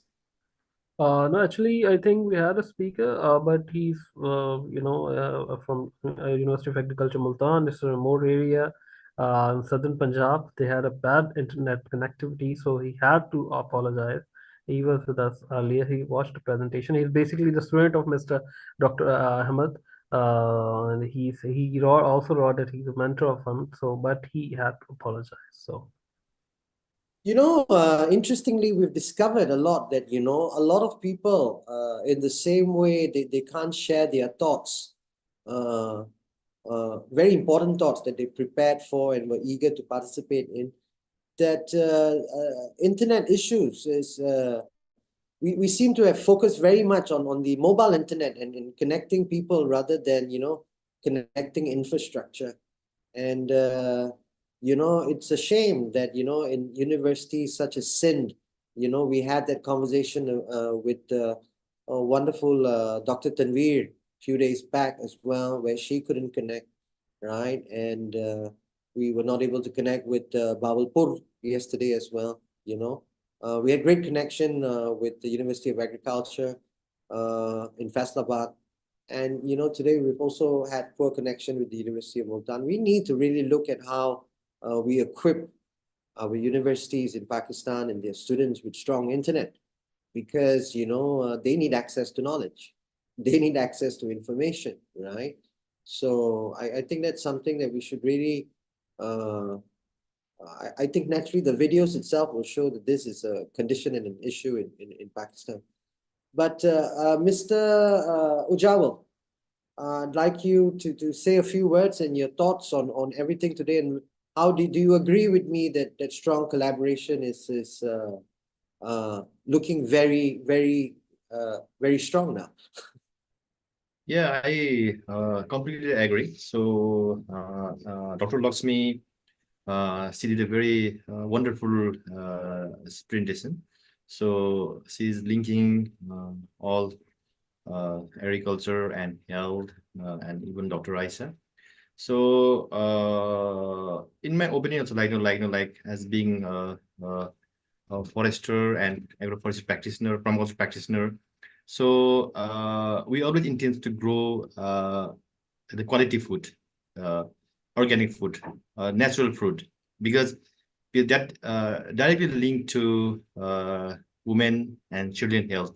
So we talk about the early child care development. So we talk about 0 to 5 years. So if a child inside the womb get a good food or quality food, that child will be healthy. So they will help for the brain development.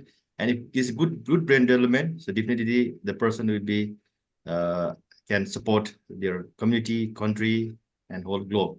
So it's very interlinked. So I think we need to encourage people to grow more on organic foods and encourage consuming the natural foods that benefit the health of all the people. So even from my side also, like, so I try to eat more organic, especially when I go and field, I bring the organic food from that area, so it's natural. And definitely the soil and health, as I said earlier, has a very good linkages. Our health depend upon the soil, and if there is a issue in the health, so definitely it will create a problem in a family, in society, community, even the nation as well. So I think this is a very good topic, and I'm very much thankful to Lakshmiji. So she linked the dots that we have a gap. So even if I was in COP28, so one day was totally allocated for the health. So that's the first time. So I also attended, and Dr. Renuka also was there.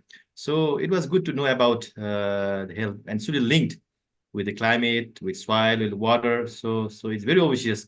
So definitely we need to collaborate. So that's why from my side, I'm a climate like forester and climate specialist, and Lakshmi is health. So we are trying to combine and see what we can do, some innovative ideas or innovative projects in that area. So definitely we will be looking forward for your support as well, and for the network that we have, so we can create a role model. Yeah, thank you. Yeah.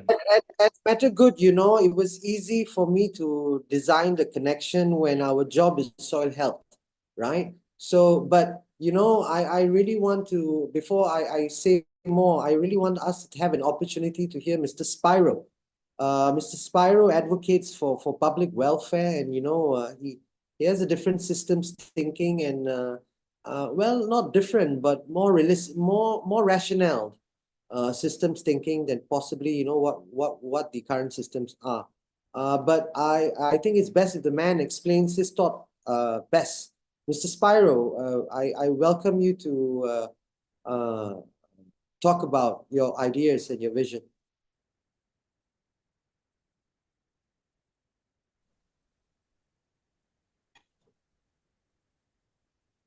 You see here. Hi, Spyro.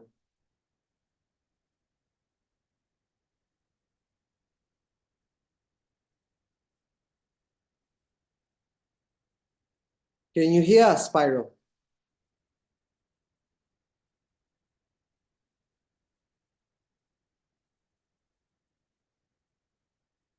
I think there is some issue with the internet actually, and so even sometimes we Yeah, I know, but Mr. Spyro's in Spain, so he shouldn't have a problem with the internet, I believe.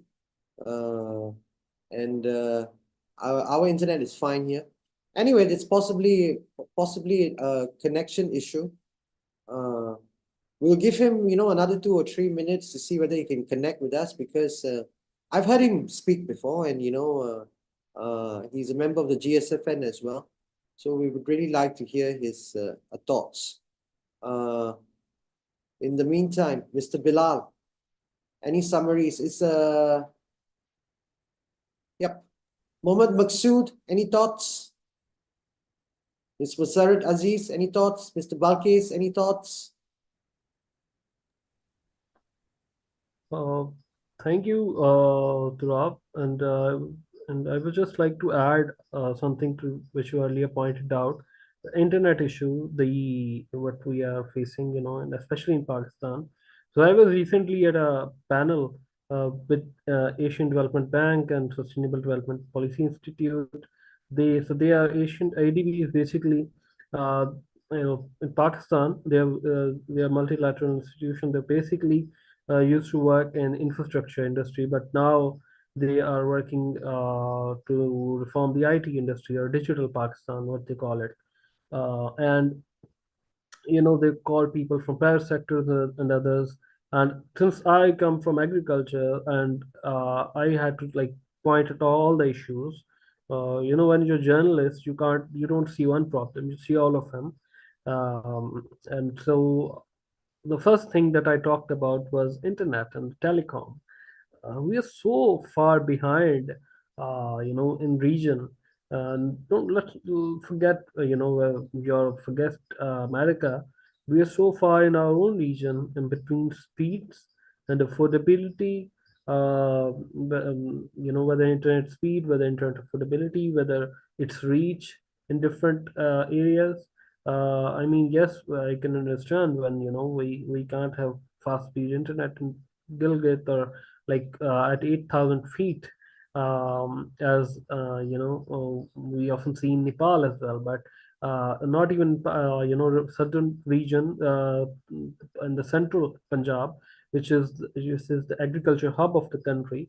We can't find fields. We can't find fast internet. And unless you can have internet in this age, there's no solution you can develop or scale in any way.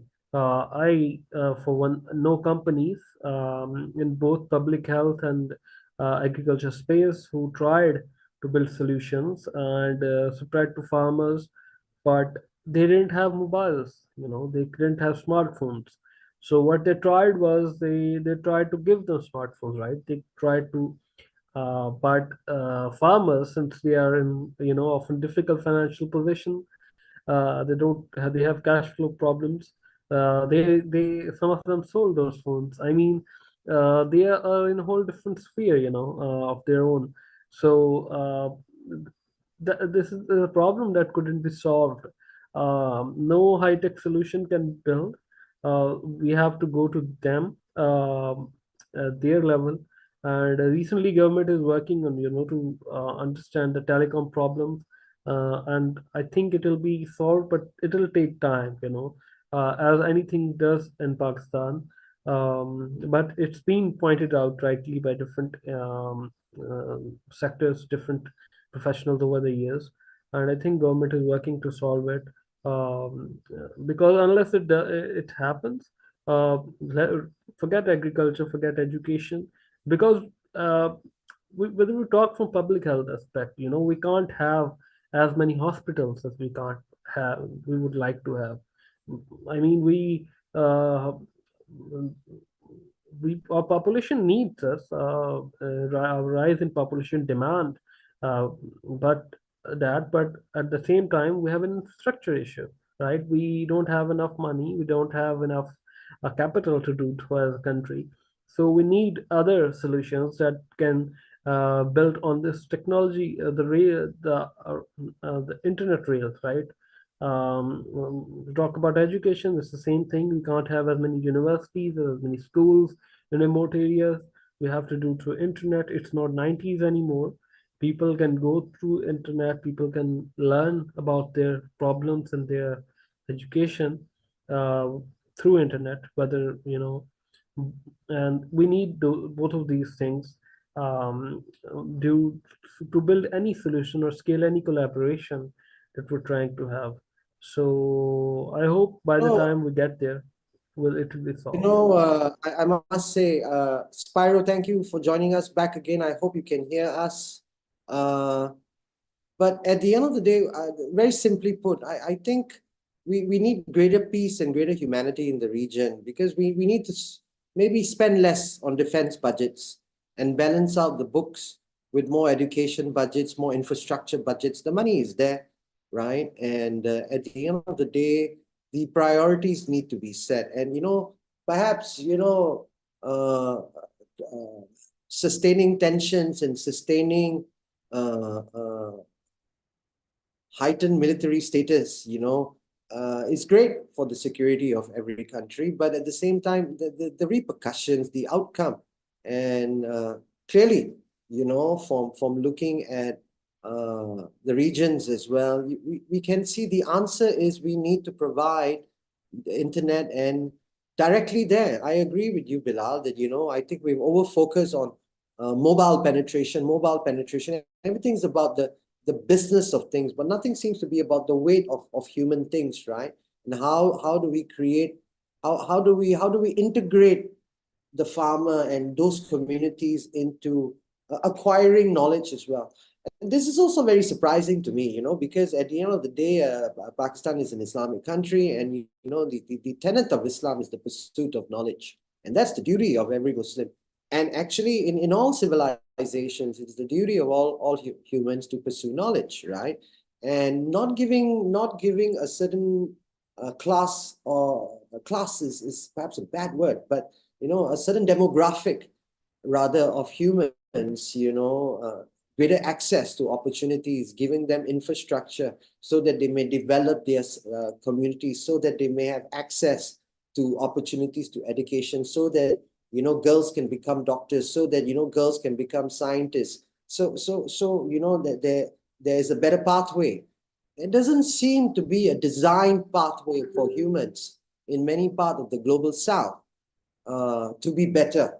I come from a country in Singapore where everybody is designed as a design pathway to help you be better, right? So human capital is possibly the greatest capital any country can have, right? So Spyro, are you here with us? Would you be able to talk to us about your ideas?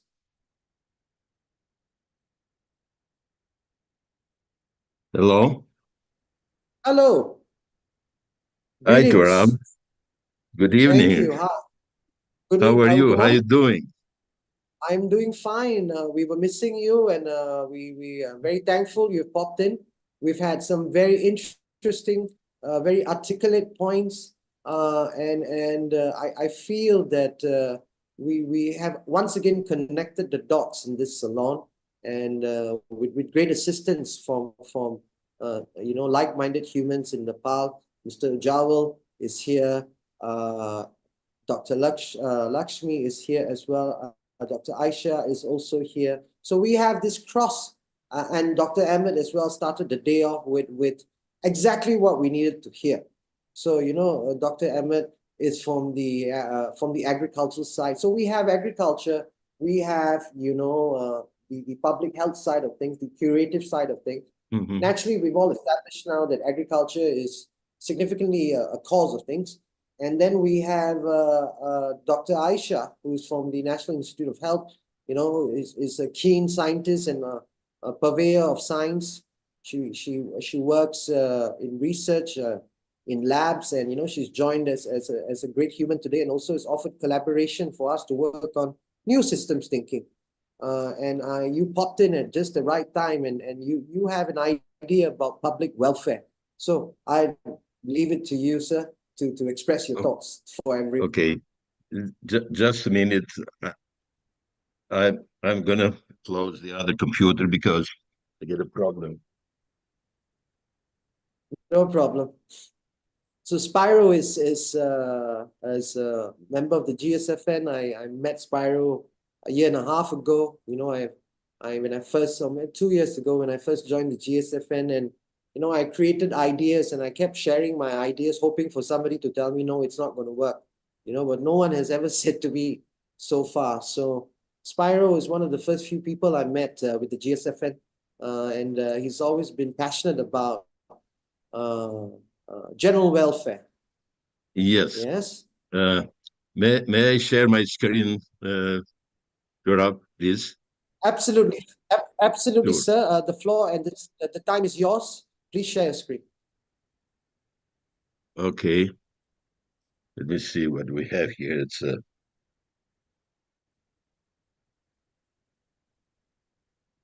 Do you see you've done this many times? There's a share screen at the bottom. Thank you, Spyro. yes. I'm going to talk about the implementing, promote the general welfare in governing in a way to, let me share my screen.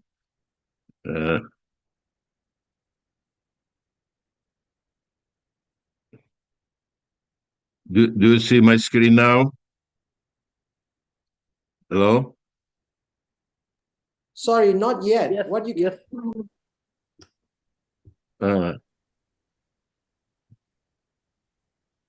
You can't see it yet. A problem here. It's You can also very quickly email the presentation to us. In fact, Bilal, do you have a copy of the presentation? Not yeah, yet, not with me, but you can email me. I think that I sent it to you. Yeah, Bilal, do you a have- quick check.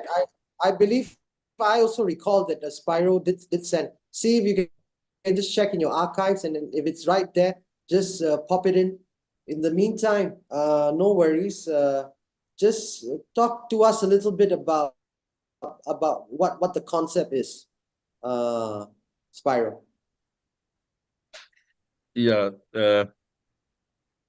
the idea is that we have to change the way that we govern the economy in order to fundamentally improve the innovations and promote the general welfare of the economy. But it is a little bit complicated, so I have to share my screen, which I don't know why I can't. I can open to you, but don't worry. I found your presentation, and I'm just WhatsApping it to Bilal. Okay. Not an issue. Green governing system of Pakistan. Did you find that? Yes. Can you help me, please, Turab? Yeah. All right, Bilal, I have WhatsApped it to you. If you could just put it up on screen, please. Implementing promote general welfare law. Sure. I've got it. Just give me a moment. I'm opening it, and I'll put it on screen in a moment. Dr. Pankaj Kumar, thank you so much for joining us today, as well from India. Dr. Pankaj is a maverick, a little Maguire in terms of very strong Maguire. Is this the presentation? You can see. Yes. Yeah, this is the one. Thank you. Just Please keep proceed. telling me when to move the pages, Mrs. Spyro. Okay. Please proceed, Spyro, and Bilal will flip the pages as you advise him. Thank you. Okay. No, that's not.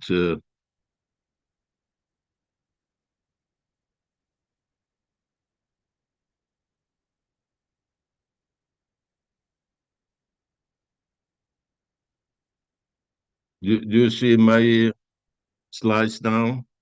The slides? Hello? Yes, Bilal has Yeah. Bilal has put your slides on screen. He will scroll it as you ask him. Shall we go to the first slide, sir? Introduction. Thank you, sir. Okay. I'm gonna present you the introduction about the promoting the general welfare. It's a new concept of governing, and in order to do the innovation in the soil and in technology, what we're proposing, it is necessary to change the way that we are governing. So far, the concept of governing in the economy is based in the concept of value. But the concept of value, it's not the concept that leads us as individuals in life. Based in my long time research, I discovered that human being is governed by three main laws, and we have to apply these laws that govern us as individuals in governing the community, in governing the business, and governing the economy. So those three laws that I discovered is the first law is the law of growing profit value and GDP that actually are used to govern the economy are false. And the root cause of all problems that we have for humanity and the nature. Promoting equality and general welfare are the only true law that governs us as individuals in life. And this law is written in all the so many constitutions of the countries, and it is in the center of preamble of the United States Constitution too. If you read the preamble of the United States Constitution, right in the middle, it says promote the general welfare. Promote the general welfare. That's why I postulate that shifting from growing GDP to promoting general welfare law in economy globally is the only simple solution to fundamentally improve life of humanity and build a much better world together. This is a necessity to change the way of governing, because if we don't measure the progress, if you don't measure the development, we can't do innovation. All the innovations are impossible to realize in real life.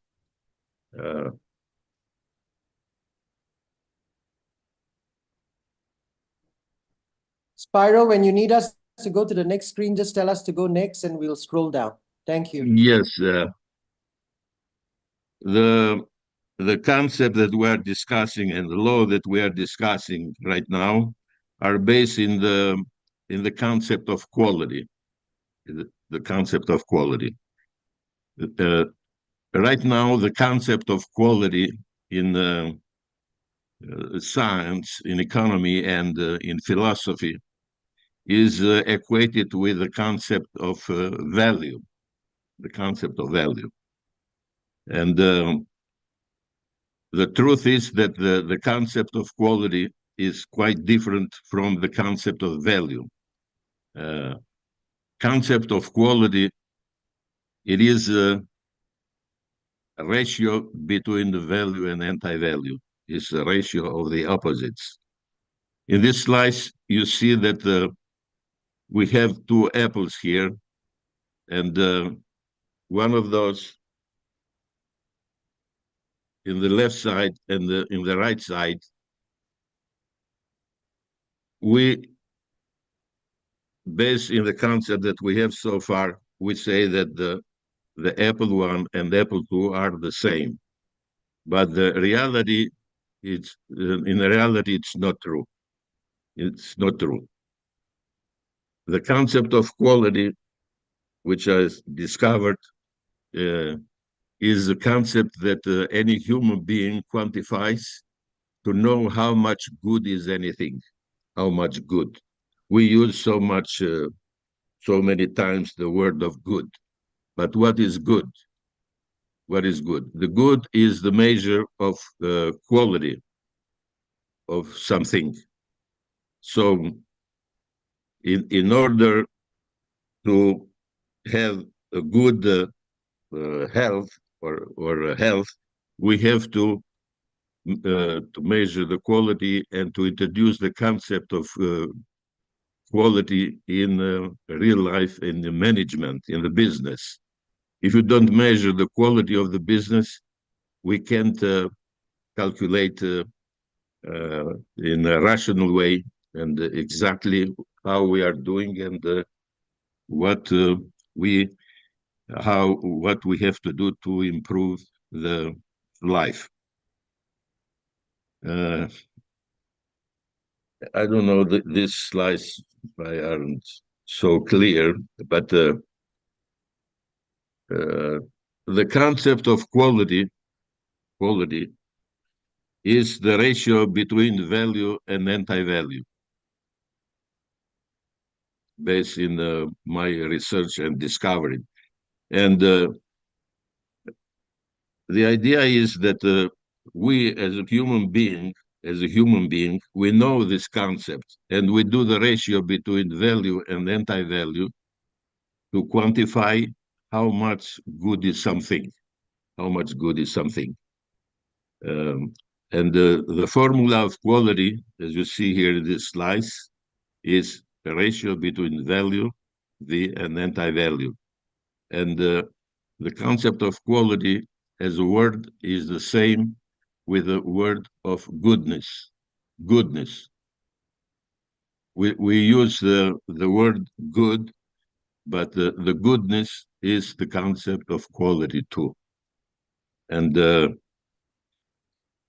let me keep going a little bit faster, those slides by slides. And probably you can go back and forth if we have any questions, because it is a little bit hard to explain the theory of this very, very abstract concept. In this slide, we say that objective definition of quality. Objective definition of quality. Based in quality, we know how much good is anything. We mentioned in the previous slides. So logically, quality Q or goodness is a value anti-value ratio. Value anti-value ratio. Many in today believing in the science, we believe that something that has more value is better than the other one. But it is this is not true. Not true, because it isn't the concept of value that defines how much good is anything. Our brain does the ratio between value and anti-value. So this is the first law of life, that it is true for everybody and it is absolute. Again, in this slice, it is the quality is the formula of quality. Let's keep going with the other slides, please.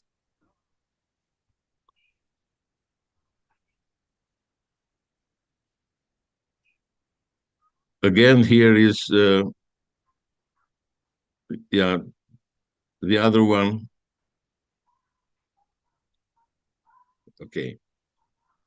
Here it is explained that the concept of quality is connected, directly correlated with the concept of love.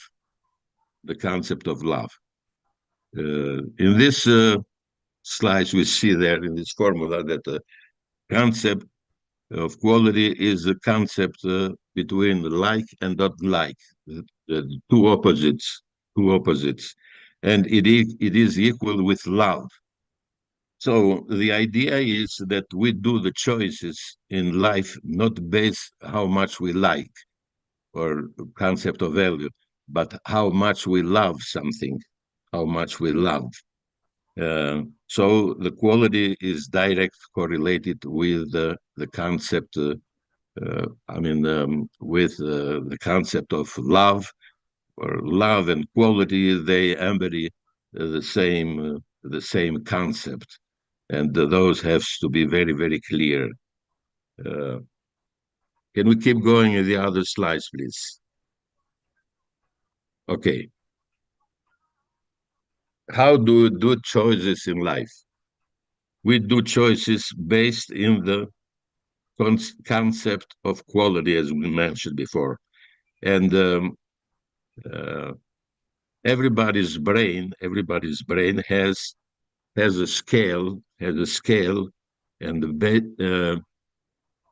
in this scale, in one plate we put value, and the other one is its anti-value, and the base in this ratio, we define how much good is anything, So in this case, if the quality of red apple is bigger than the quality of green apple, we do the choices. How do we do the choices in life?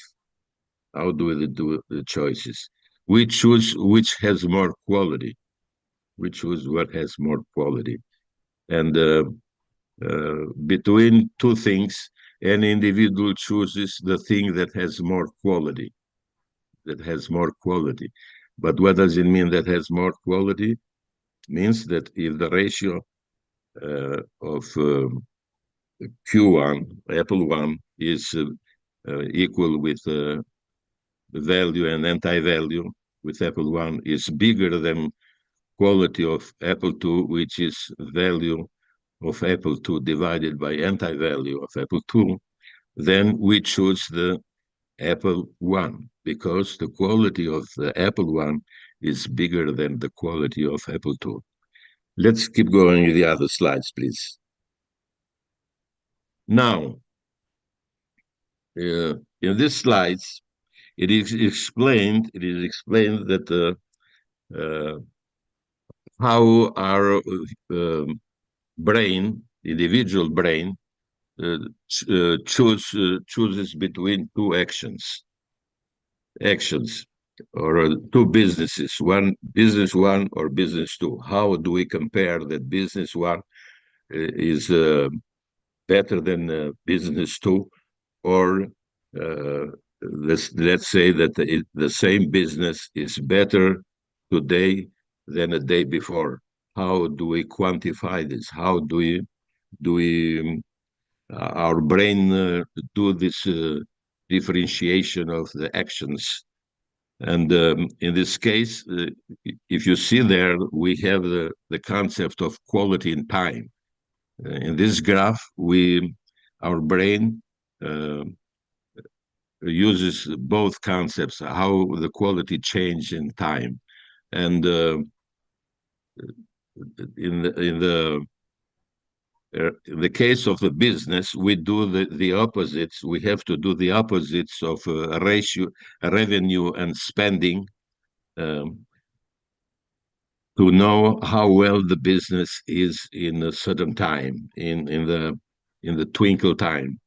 And if you see in that graph there, it is explained that a ratio R divided by S, which is revenue by spending in time, it is the concept of wellness. And by integrating the wellness in time, we have the concept of general welfare, which is the integral of quality in time. And by differentiation, the wellness, the general welfare in time, how it changed, we know if we are improving or we are not improving. It is the concept of change,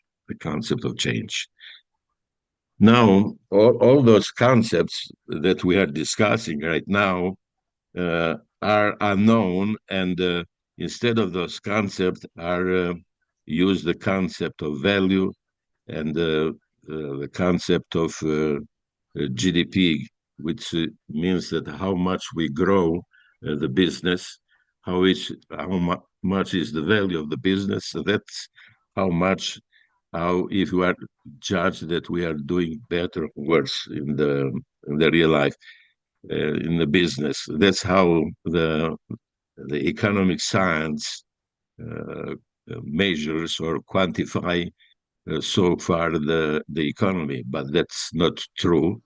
The value just measures the value of production, but that doesn't measure how well we are doing, or if you are doing well, or if you are doing worse. In this case, in the economy, they discussed about the concept of profit, which is the difference between revenue and spending, but it is a difference. But this is a different concept. It's not the concept of quality in time. That's why we have so many problems in management and in economy, and we are doing a wrong concept to know how well we are doing. Can you, the other slides, please? Okay. Yeah. Promoting the general welfare, it is discovered that this law is the fundamental law that drives us as individuals. Promoting general welfare means that we are improving health. We are healthier in the business and in life. But growing GDP, it's not the right concept. And can you keep going with the other slides, please? Yeah, business general welfare and change equations is the same. Are explained those formulas of wellness, general welfare, and the formula of concept of change. Next slide, please. Oh.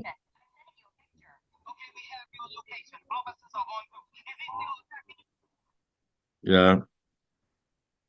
Keep going. The others. No. Yeah. In this slides, you see that how it is doing. It is calculated how the quality of performance, how is performing the United States government, how it is performing in time. And it looks at from year 2000 to 2020, the quality, the performance of the United States government is going down. If you see this trend here, it looks that it's going down and down. But actually, can you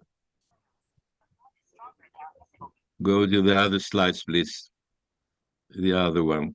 Keep going again. Yeah. Basically, the concept that we are measuring right now, the concept of value or concept of GDP, we are looking that we're saying that since the GDP is growing, you see from year 2000 up to 2022, the GDP of the United States economy is going from 9.4 to 24.8, and the trend it looks that it's going up and up, and based on this trend, we are saying that the economy of the United States is improving, but as you saw in the previous slides, that it doesn't match with one another. That means that one of those is wrong. And what is wrong? I mean, the GDP, it is true that it is going up, but the concept of GDP doesn't tell us that we are doing better as economy, but we are getting wrong data, and we believe that these data are true, but the growing GDP, or GDP as a concept, gross domestic production, it's not the right metric to measure the economy, how well the economy is doing, how good the economy is doing. And that's what I can you go to the other, please, slides? And yeah, the others one. Yeah. And the conclusion is that based in my long time research, as I said, we have to change the system. We have to change the system. And actually, I just published a book in November 2023 that I mentioned the book Change the Governing System. This means that we have to change from a capitalist system that we have right now in a humanist system, I called it. That means that we have to use the concept that we as individuals use in naturally use three laws that I just mentioned before to govern the economy. And this is new system of concepts, which starts with the concept of quality. This is the general welfare system concept. It is quality time, and we get the concept of general well-being, and from the concept of general well-being, we're going to another concept, general welfare. The concept of general welfare means that it is integral, and we saw the formula before, it is integral of general well-being in time, while the concept of change, it is the concept that tells us if we are doing better or we are doing worse by differentiating the concept of general welfare. If the general welfare in day 2 is bigger than in the general welfare in day 1, then the difference is positive, the change is positive, and we know that we are doing better. So this is the idea, and this is the new system of concept of governing. And in order to have a healthy soil and to have a better innovations and to look for better, we have it is necessity to change the governing system, to change the metrics that we are using right now.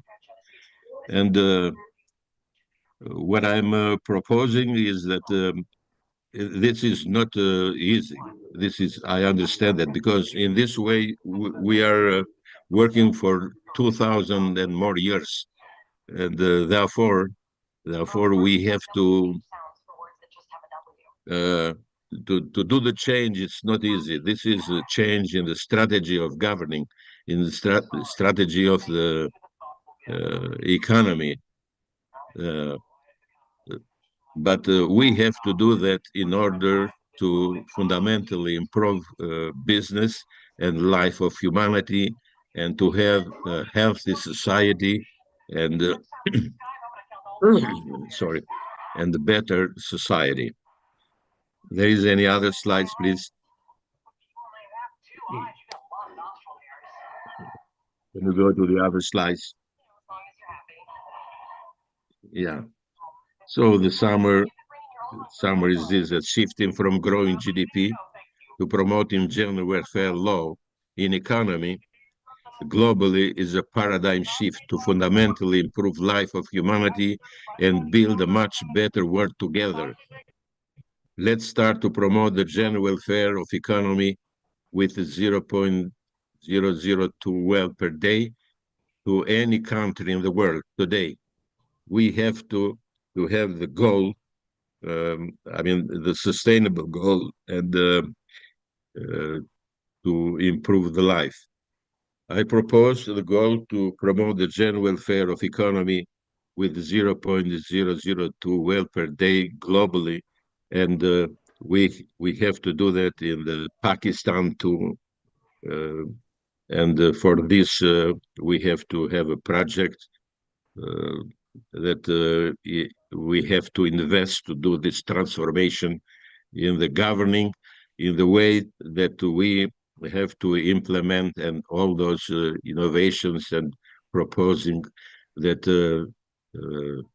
we are trying to do in the Pakistan for the good soil, which is and the healthy soil, which is very important. But to realize these goals, we have to. It is necessary to change the metrics that we are using right now in governing. Thank you very much. Next slide, please. The other one, yeah. Thank you very much.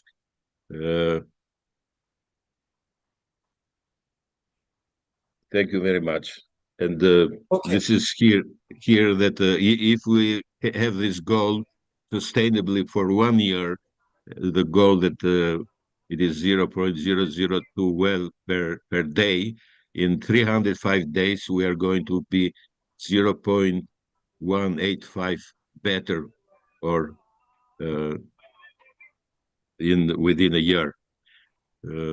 That's what I wanted to share with you, and I believe that we have the theory and all algorithms in the way to measure exactly the well-being and general welfare of the economy, and to control the life and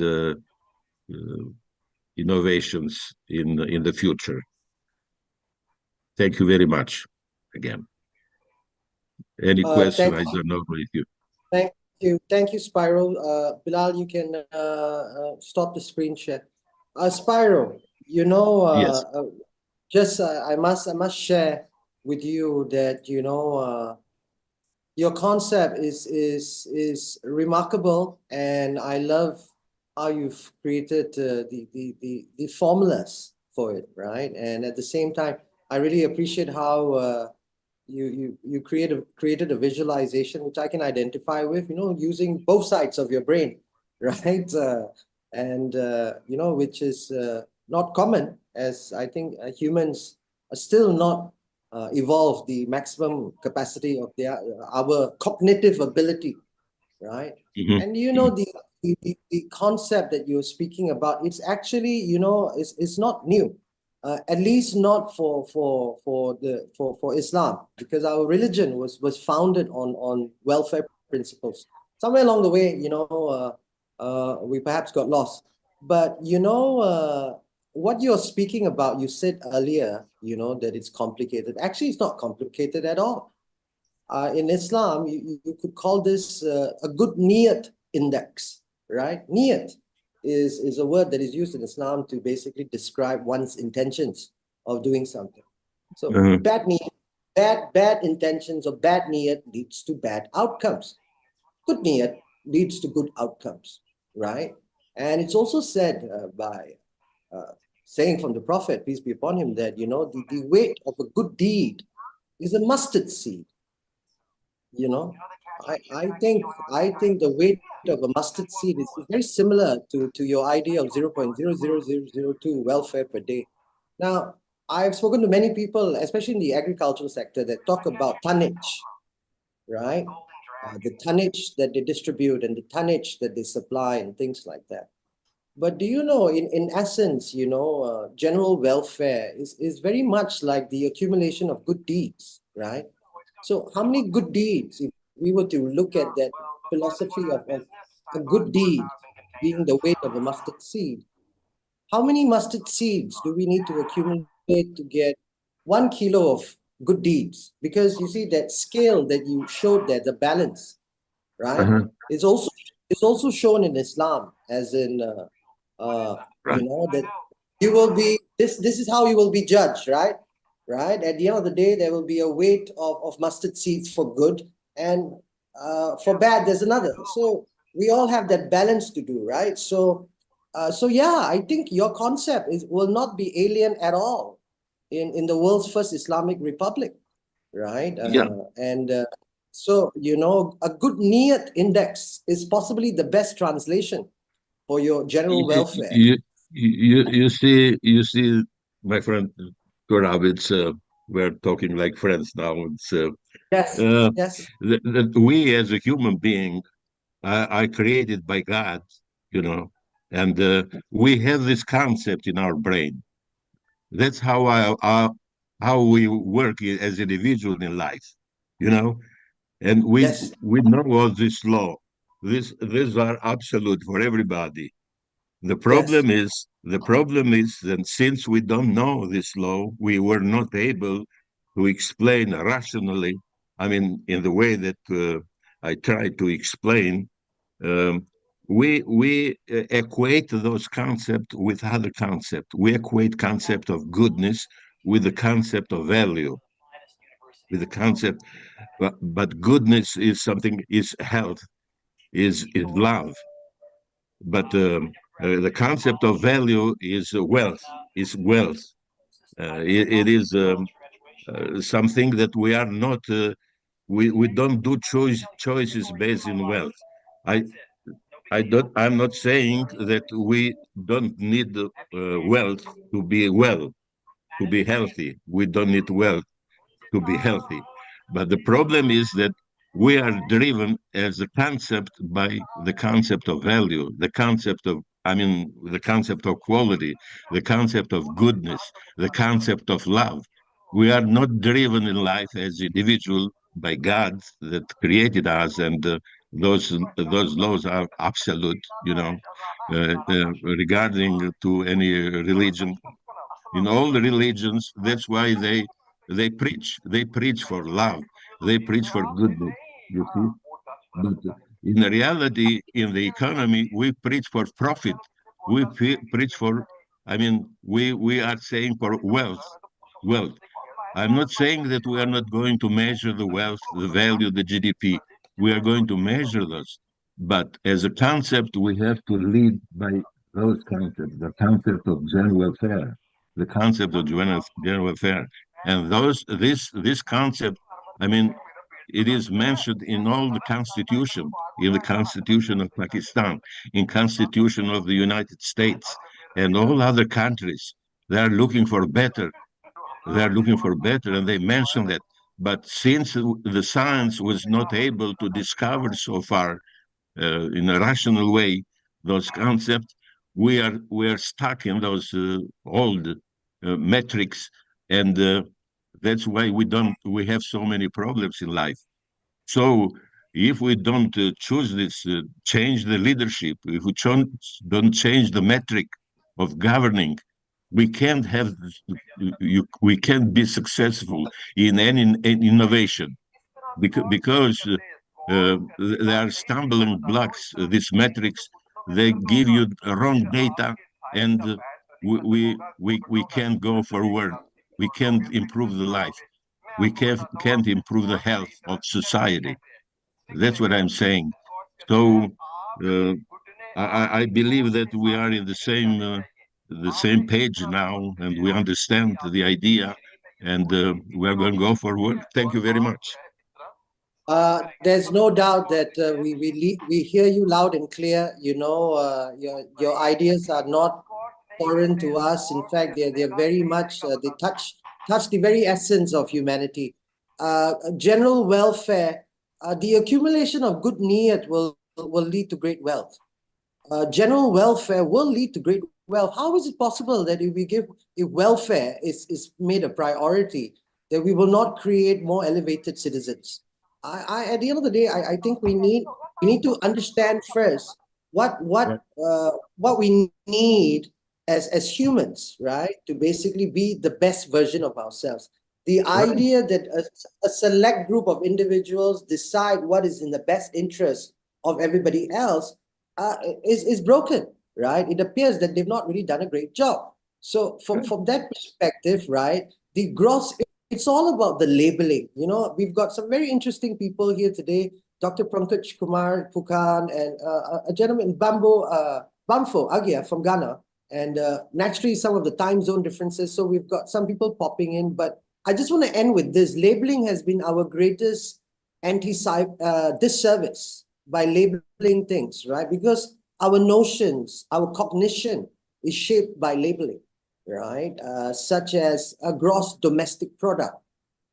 We perhaps need a label such as, or a new terminology called a gross human product, right? And we need general welfare. So we need to understand what are the new barometers, right? Because the previous barometers of how we are measuring humanity are poor barometers. So we need new barometers. We need to have a common understanding of what these barometers mean for the welfare of the nations in the global south. So I thank you very much today, Spiro, for your insight. I think it will be a vibrant part of our future conversations and present conversations. It is very contaminated. The language is very contaminated, and we are confusing. We don't understand each other. We say the words, but we don't understand. In general welfare, in so many people, they understand that welfare is something to help the others, you know, general welfare or giving some help.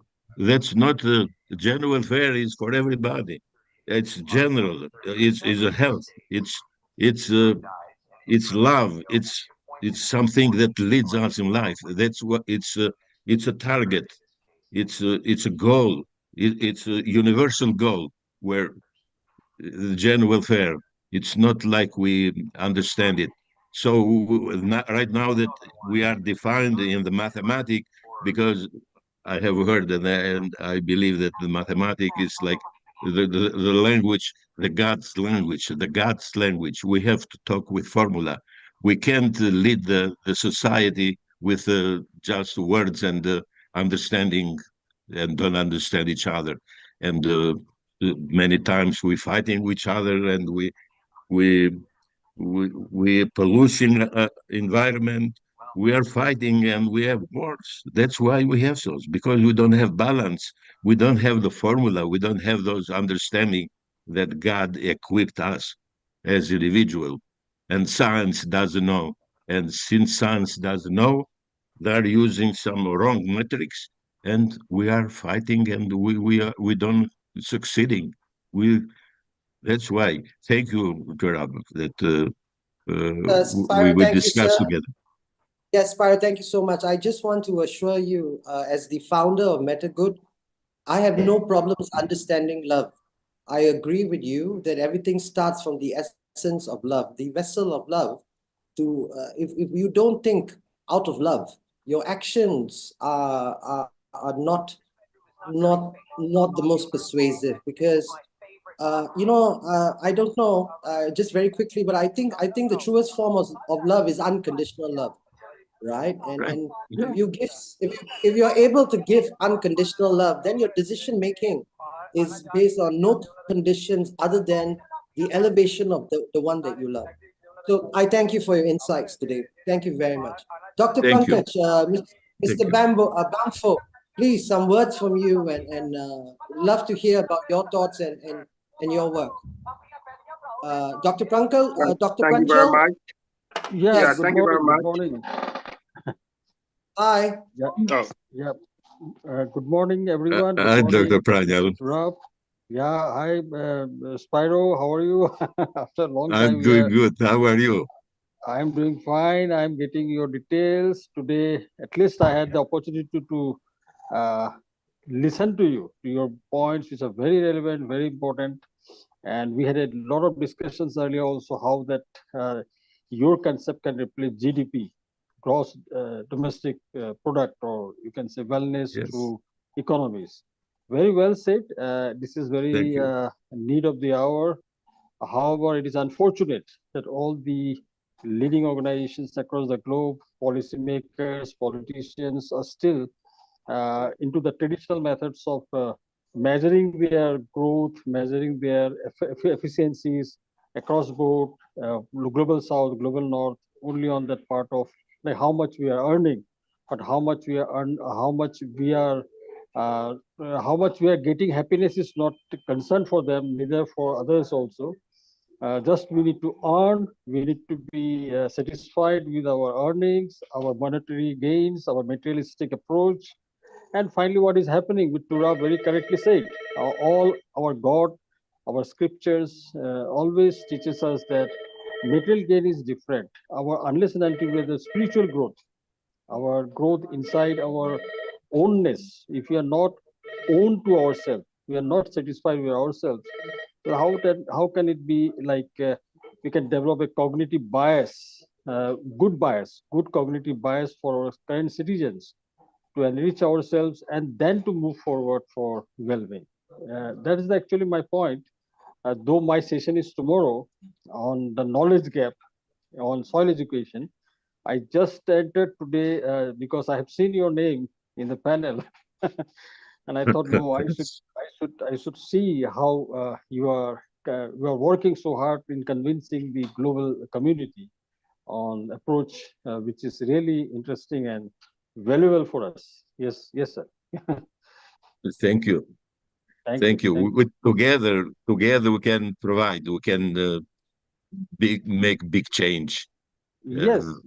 By maybe in a small step, but we can approach a bigger thing later on. Right. We have to invest in this innovation and go forward, improve the life, more love, peace, everything. I think I agree. I agree. I think,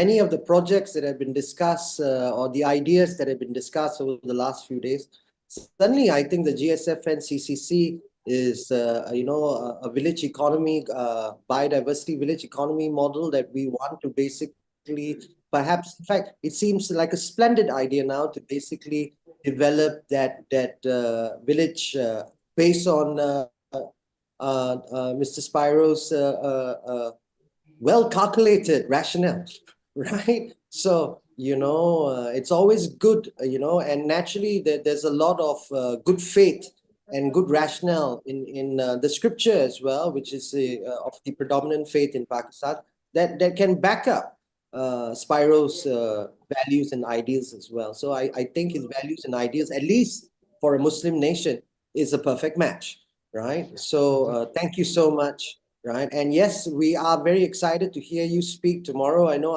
in my mind, I'm super impressed by your pursuit of knowledge, Dr. Pranjal. You are consistently, accumulating more degrees than I would imagine, and you are genuinely a vessel of knowledge, and I think we will be very lucky to hear from you tomorrow, and we are deeply looking forward to that. Thank you so much for supporting us today as well. Thank you very much. Thank you, sir. Mr. Tura. It's my pleasure. I'm really thankful that you has given this such a big platform, and that to a very relevant subject, soil protection, soil prevention. So I will try my best tomorrow. Let's see, if I can be helpful to the August audience tomorrow to understand the concept Of course. I think your topic is very relevant tomorrow. In fact, I think you're speaking in the future of agriculture, and you will be speaking about the supply chain, I believe. So I knowledge gap which is happening. I think that's right on target. So I think your speech tomorrow and your presentation, your thoughts will be very vital. Thank you, sir. Thank you, sir. Thank you.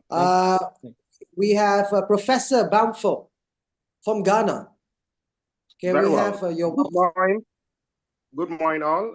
In Ghana, it is 6 a.m. at the moment, so we just got it from bed. So I think the topic is very exciting. That's why I had to sacrifice and wake up early just to listen to that great mind. Indeed, the using of the new concepts in terms of well-being, in checking the true value of humanity is in the right perspective. I'm excited with the quality and the time aspect of it in terms of the variables that we are looking at. And this is relevant to every society that we find ourselves, because quality is essential, the quality of life of the individual in this regard. And also it goes along to affect the time. In most cases, I'm from the construction background. In the built environment, time is essence. So when activities are not on schedule, when activities are delayed, it goes a long way to disrupt the development of the project. And that will also affect the nation infrastructural development as well. So it is very insightful, and I've enjoyed every bit of it. I'm into productivity, especially with labor-based intensive projects. And whatever I've learned today is refreshing and will add on to my knowledge. Thank you very much for the good work. Thank you. Professor, again, good providence seems to be on a roll today. We would certainly invite you. I mean, you have used the key word, and we have a salon which is dedicated for minds like you, sir, and that is on Thursday, and that is soil health and the future of the green built environment of nations, which I think would be a great source of discussions about productivity for creating circular built environments. I'm sure you know that similarly in our mapping of soil health, the built environment are facing similar conditions across the global south.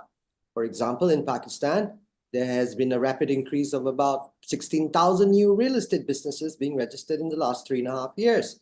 And perhaps you would already know that in agricultural countries such as the global south, we have an excessive amount of tube wells and an introduction of another 15,000 real estate developers, businesses, naturally selling lots of developments, and we are certainly extracting lots more water now from the groundwater than we previously had.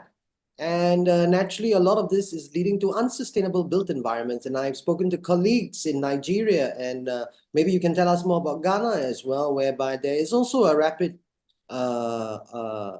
push to turn agricultural land into real estate developments, and how would you say, degreen much of the land resources, right? And as you know, the escalation of a built environment without now actually following the planet design, because the global south built environment is still being designed on built environments that are now being rejected in the global north, right? They can't afford this, right?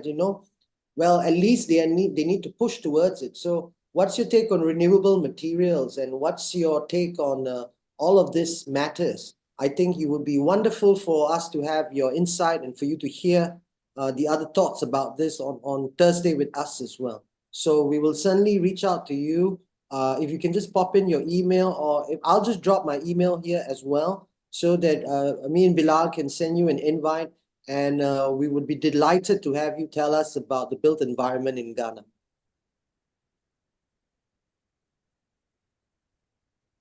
On the first, naturally. Very well. Thank you very much. Thank you. Thank you, sir. Thank you, sir. All right. Mr. Bilal. Mr. Bilal, how is the day today? I think we've had a really power-packed day, and very specific guests, but and speakers. But I think everyone is well connected now in terms of how we can actually work with each other, and I think it's a splendid morning. So with that in mind, I just want to request both Ms. Lakshmi and Dr. Lakshmi and Mr. Ujawal, if they can just add some closing remarks to the session, I would appreciate it. And, I hope you can share with us your vision of what you think today's sessions should accomplish. And because I have my thoughts, but it'll be nice. And I think all of us are aligned. So please feel free to speak about, what do you think should be the outcomes of this salon? And what do you think should the soil actions be for this salon? Thank you.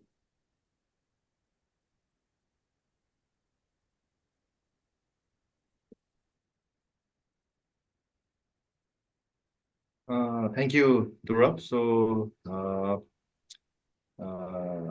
I think the final the closing remarks will be given by Lakshmi-ji, as she's being a chair for this session.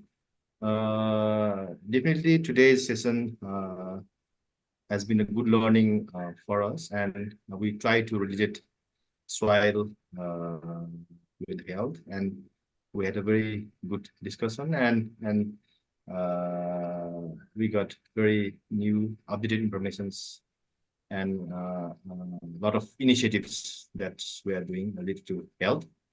And it is very interesting approach about general well-being. So it is very new for me. So thank you, Spyro. So we can keep in touch.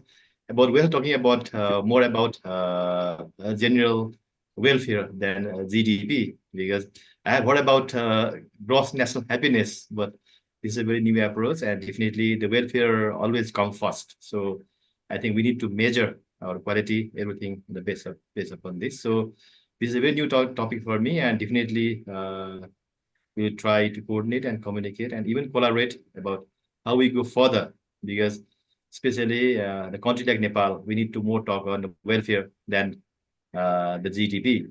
So that's very encouraging for us, and definitely like this being a very good collaborative forum, and hope we'll keep in touch, and we'll try to share our learnings, our knowledge, our best practices among us, and that's how we can make a difference, and we can look for a sustainable future. Thank you, Turab. So over to Lakshmi-ji. You're welcome. Thank you very much. Thank you for today. Wonderful, insightful discussion and sharing. It is a great learning for me as well, because as I said earlier, although we are connected with everything, whether outside or inside within our body, like within our body, as I said earlier, with 12 systems, we is very well connected and working together. But in the outside world, each and every sector is working on their own in a very vertical way. There's hardly we can see integration. Which is critical. Integration and working in an interdependent or interconnected manner is so critical, which we have forgotten in this modern human world. Especially to Spyro is very insightful, thoughtful, and different way of looking at value and anti-value objective related, how you have pictured about the human mind, which is, which is directly linked to the scientific basis as well, as you have already said earlier. Mathematical calculation and equation is so critical to make understand to the higher cognitive level of human being. And I think it is timely you have brought up with this general welfare a model for the economy.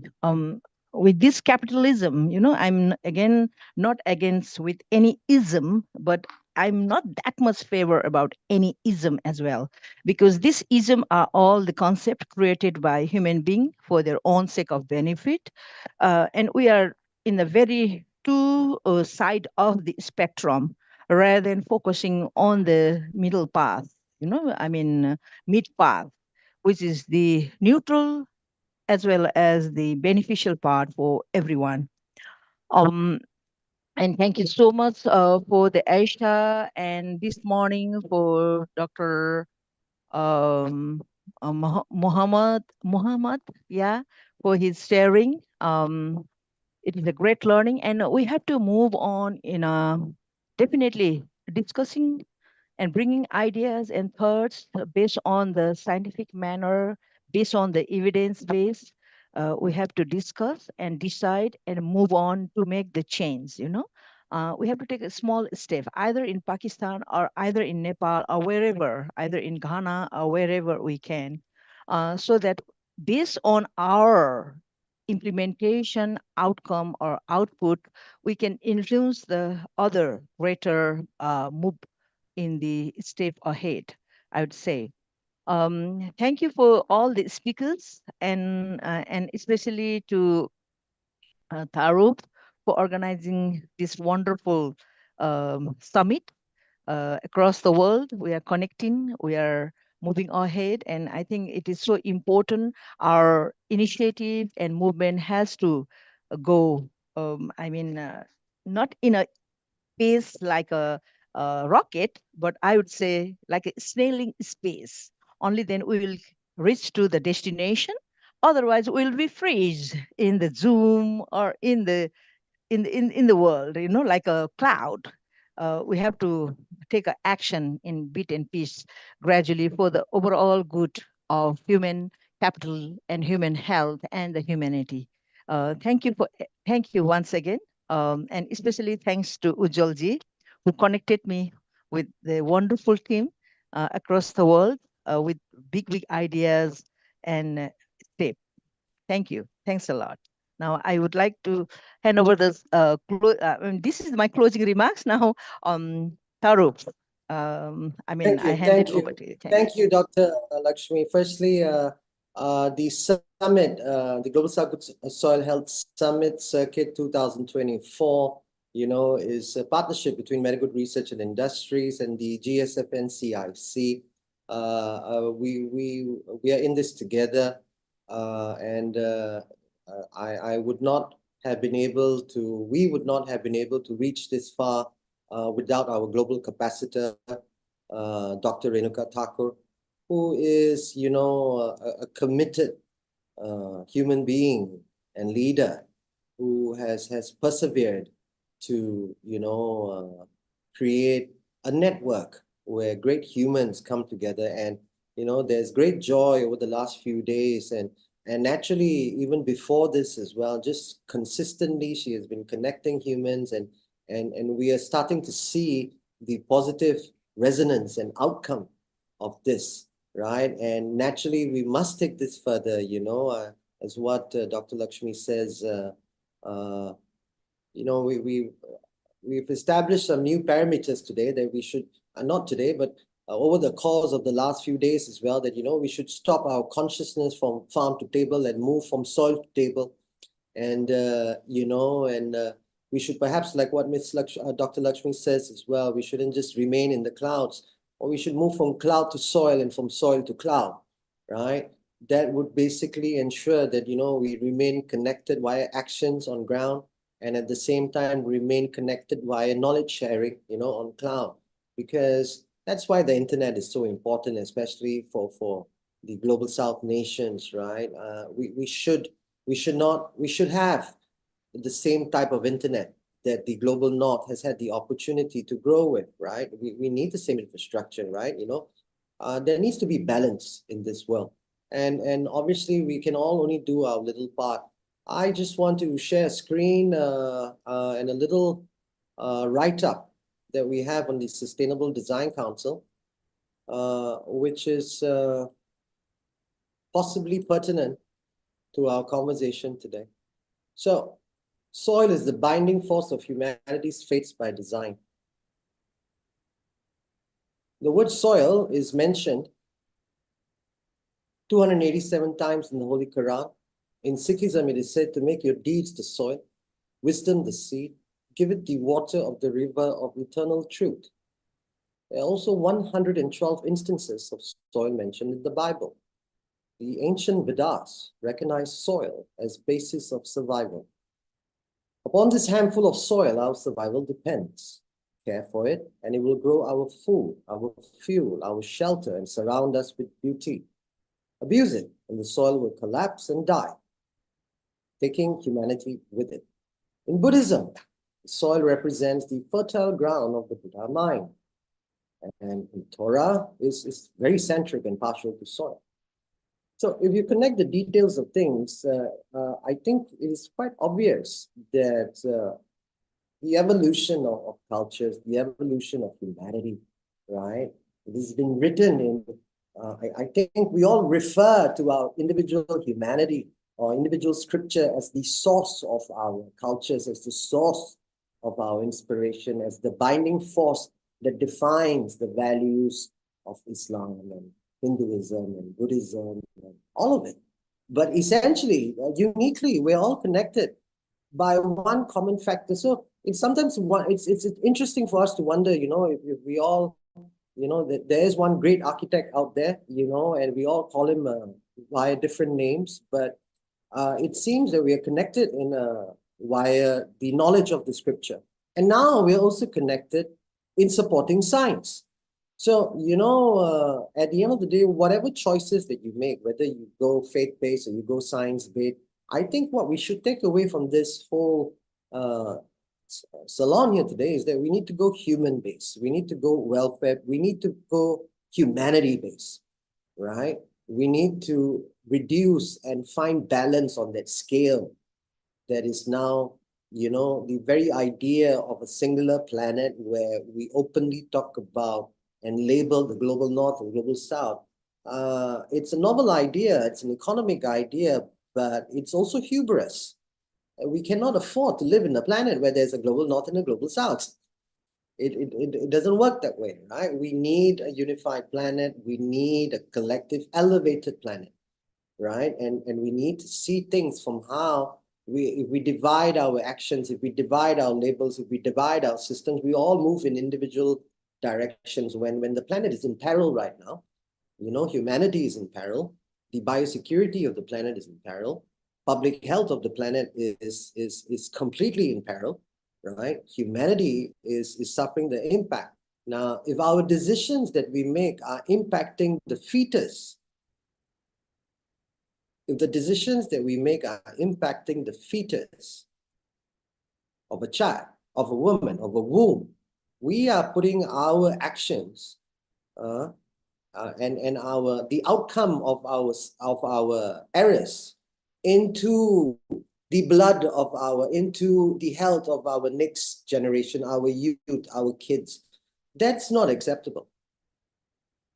So from that perspective, beyond the moral ground, it's also a legal ground, right? So we need to basically work together with everyone, and we need to elaborate a greater consciousness for humanity to, that humanity is prone to making mistakes, but humanity should be defined from how it recovers from mistakes, right? So I think this is a great opportunity, and it's a wonderful salon. It's actually my favorite salon so far. I shouldn't say that, but we all have our favorites, and public health and wellness means a lot to me, right? I think it's very important for us to understand that our actions have repercussions, and we need to reverse those repercussions and reverse those outcomes, right? Simply because at the end of the day, we are all human. There's really no greater reason than that, right? And if one human being cannot love another human being just for the very essence of equality and access and an opportunity, I think it's always great to see someone else be successful. It's always great to see somebody get somewhere, right? It's always, we shared great stories yesterday about, a gentleman, Mr. Mukhtar, talked about his village. He has aspirations for his village to get somewhere, right? Mr. Basham, he's got aspirations for the Indus to get somewhere. So we need to get somewhere. So I think we will not let go of the energy and the positivity that we have acquired over the last few days. We will harness that energy. We will develop action paths for that energy, arcs, which we already have. So everything is well designed, right? So, there's a cause and effect and a rationale for what we're doing. And this is something too big for us not to work together on. This is something too important for us not to share commonalities. So with that, I thank you from my side. I will leave actually the closing to Mr. Bilal for his 1 minute of closing. He's done an excellent job doing everything together. Fine young man. Thank you very much.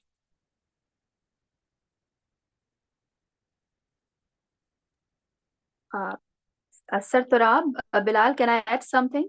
Dr. Aisha here from Islamabad. I'm so sorry, Dr. Aisha. Please forgive me. You're more than welcome to speak. Anybody who wants to add any final words, there is no restriction here. Please speak. Your voice is welcome. Thank you.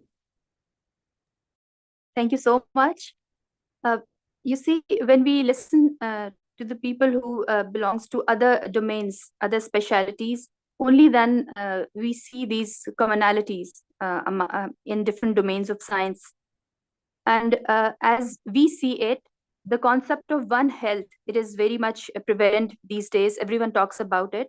And I, being a medical doctor, but I'm very much interested in different aspects as well. We go to the symposias and conferences arranged by veterinarians, then the people belonging to agriculture sciences.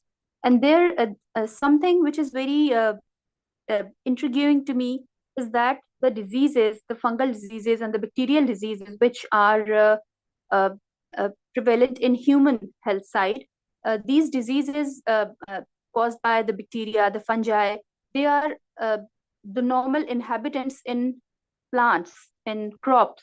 And from there, they are creeping in to the human health area, because everybody is working together, because humans and the plants and the animals, they are existing in the same sphere, you know. So until and unless we talk to each other, we will not be able to know what is happening in a broader picture. And as we came to know about one of the scientists who did his MD, then he did his DVM, the doctor of veterinary medicine, then he came to know the similarity in the diseases, like we call the zoonotic diseases, the diseases which from humans they can spill into the animal side, and from other animal diseases which can spill onto the human side. COVID is an example. So without talking to each other, without willing to listen to each other, we cannot grasp all these realities with the totality.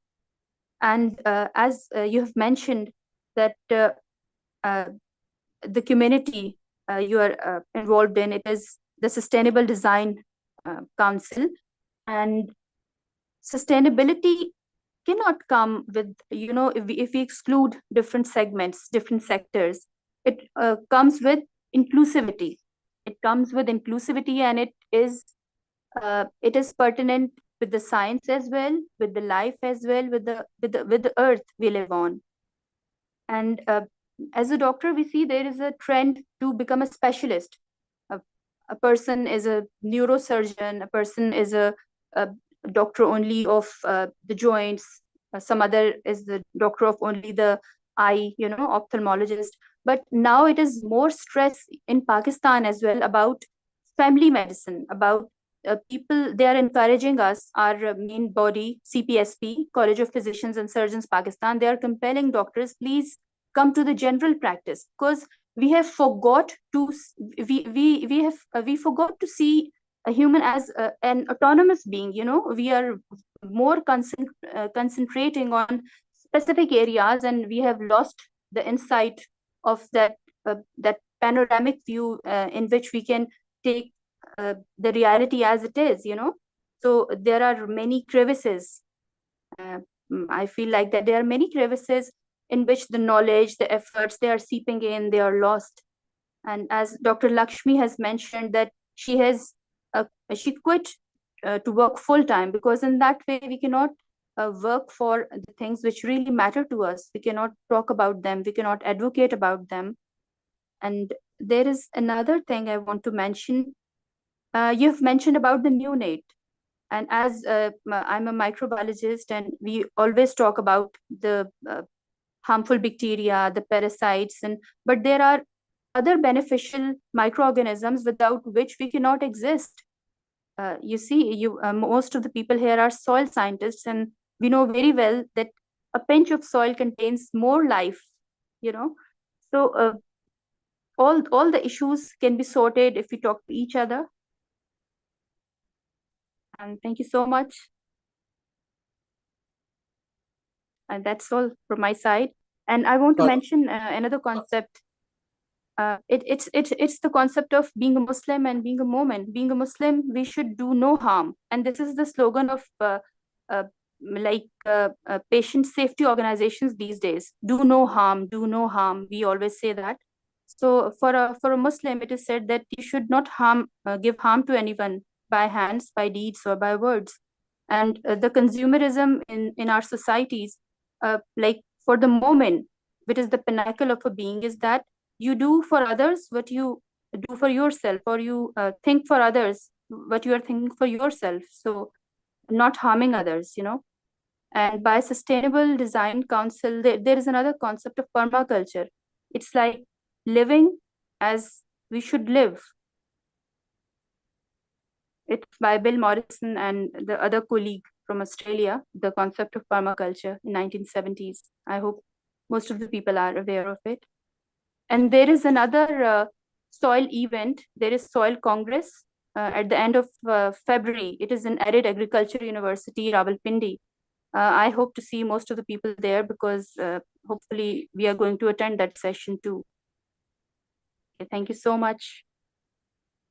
Just amazing, Dr. Aisha. There's nothing that you've said that does not resonate with the purpose of our mission. And you're right. At the end of the day, you know, it boils down back to design, right? The planet has been designed over millions of years, right? It's taken its time. Everything is by design, right? Religion is by design. There's a great design to everything, right? And for us, and the outcome of many of the world's problems is a flaw in design. So we have to return back to the design of things, and great design, you know, just like, you know, we have to bring the scientific media of things and the public media of things in one place, right? We need to elevate knowledge. So do no harm. Dr. Aisha, I welcome you to be a part of our council at the Sustainable Design Council, and to give us preeminent advice on public health matters. And I simply invite everyone here. Naturally, we were going to do that anyway, but I just wanted to let you know that it is my greatest desire that you remain to work with us, and we remain to have the benefit of your wisdom. And as you said, we need to collaborate, and that has been the singular call for action in every salon over the last few days, and that has been consistent. So we will design campaigns. In fact, if you study our website and our details there, it's a lot of information that we have put up. But we have basically put together, right, what are the gaps that we need to address. So it's a mapping of gaps that Pakistan faces, and that's what's on the Sustainable Design Council. Now, public health is a major gap, right? And we've been looking for someone to help us as well. And that's the reason why this is done, because naturally we would want all of you now, you know, 4 of you, right? And possibly more as well, as we you know, collaborate and put our systems thinking together, so everybody can generate benefits from cross-pollination of knowledge and cross-pollination of ideas, right? And that's what we need right now. We need a major cross-pollination of science and ideas and culture, right? So we need to find a way to communicate, not just in the urban spaces, and which is why, you know, for us, we are diving into how do we communicate regionally, how do we communicate in language, because until you don't identify, you know, with the region, and you don't identify with the culture, and you don't identify with the human on the ground, and you don't identify with the pain and the problems that he goes with, you cannot help him. he will not, and there have been instances today as well where many people, not just today, over the last few sessions where we have had people who talked about their difficulty. For example, Songul Jamal spoke about it took her a year to get the trust of one village and then 8 months to get the trust of another, right? So I would say, you know, in many parts of the global south that have been victims of previous trust attempts, right? And now living the outcome of pollution, living the outcome of deforestation, suddenly they will have trouble trusting, you know, good health. So we need to basically understand that essentially what we speak about here is how do we solve a crisis, because it is a crisis, public health. And that is the greatest crisis that we are facing right now, where we are self-contaminating our existence and self-shortening it, right? So it is the outcome of bad systems that have now perpetuated itself into being a holistic part of our living, our being. We've polluted the soil, we've polluted our bloodstream, we've polluted the rivers. There's rainwater, there's forever chemicals in rainwater. I mean, it's amazing. It's absolutely amazing the things that we have done, are doing to ourselves in the name of greater wealth. Because we don't seem to realize that the greater wealth is our longevity. What are we going to do with all of that wealth when the planet ends? I don't get that. Right? Is there a plan? I don't think everyone's going to make it to Mars, right? So we really need to harness what we have on this planet. We need to be sustainable.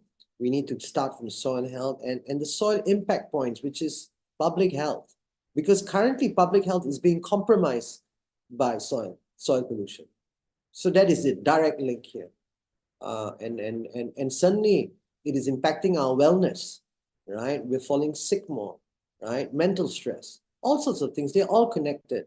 And I'm sure at the end of the day, as we connect to each other with valuable insights from Dr. Lakshmi, from Dr. Ahmed and Dr. Aisha and Spyro and everyone else who wants to be part of this conversation, because we're building a system here that we want to adapt in the global south. And we believe all of our conditions in the global south are similar, right? It's becoming more and more obvious. So yes, I'll leave it to Spyro. Spyro, thank you.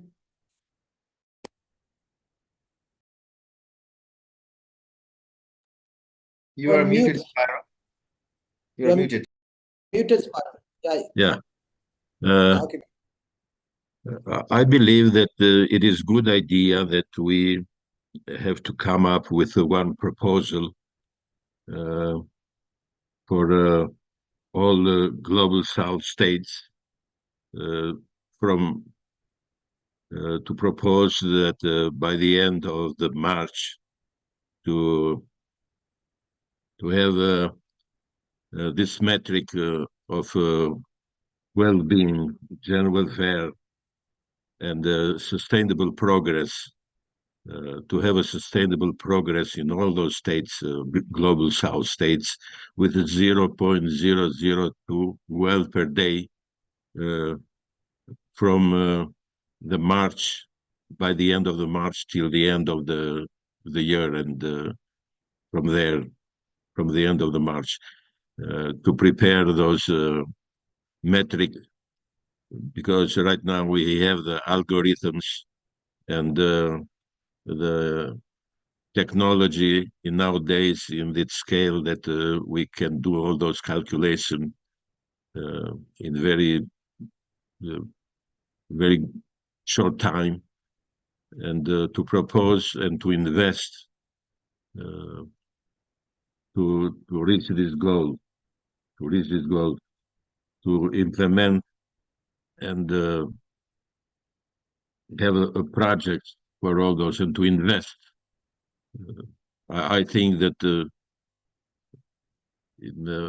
based in the state, how big it is in the Pakistan, we can invest to ask the global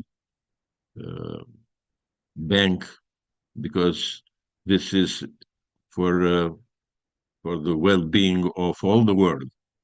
If we're going to be successful in those in global states, even we can apply that in the North global world and all over the world, this idea and this metric to fundamentally improve life of humanity and the soil and the health of everybody.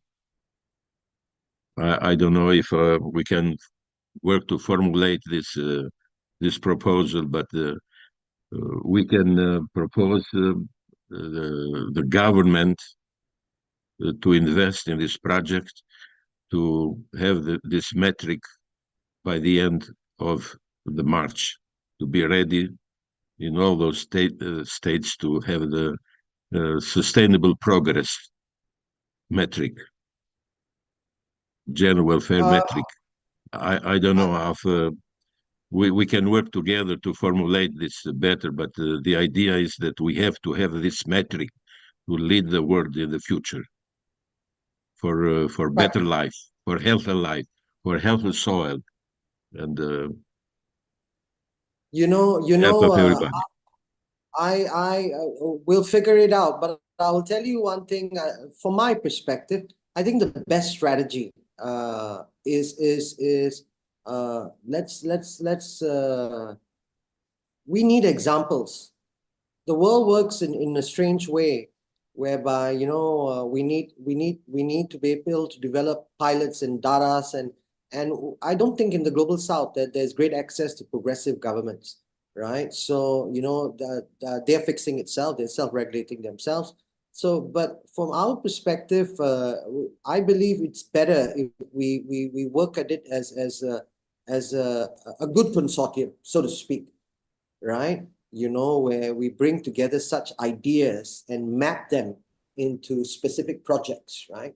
Clearly over the last few days. And by the way, I just wanted to touch on inclusivity. Dr. Aisha, I assure you that we made a lot of efforts, and Mr. Bilal also has. We all have emails that we send to many people who I don't feel it's fair to mention who we send to, but we spared no effort in trying to be inclusive.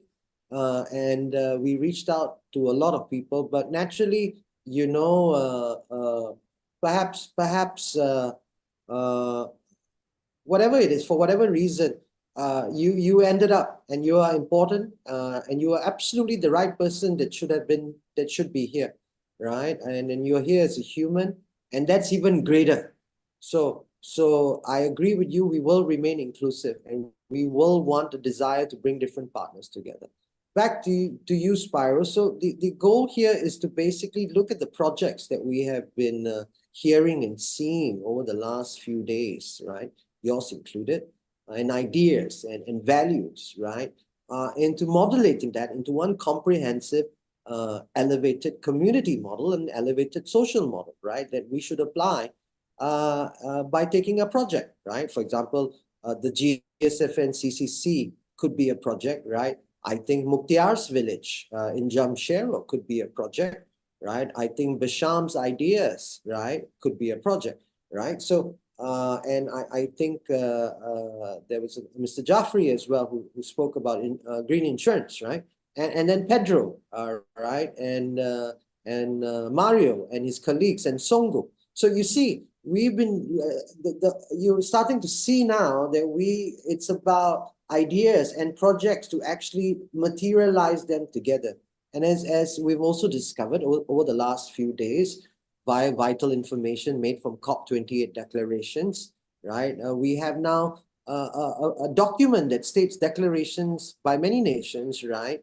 To move towards sustainable systems. So now is the time to basically take advantage of these declarations, right? We discovered also that, if we develop more research projects, right, and we team up with certain organizations, good organizations in the world, by being able to team up universities. These organizations are inviting universities to participate with them.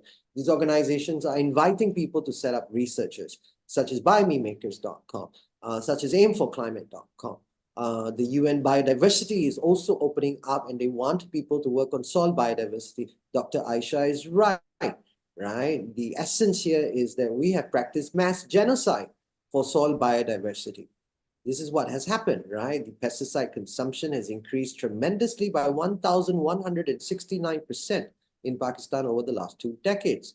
That's how much pesticides we're putting into the soil of Pakistan, which is why, you know, the soil organic matter in Pakistan is at an all-time low, right? And the soil is pretty much dead and infertile as well, right? But as per good marketing, right, we define these issues with just, for example, a urea shortage or some other input shortage, which is actually the cause of many of these problems in the first place.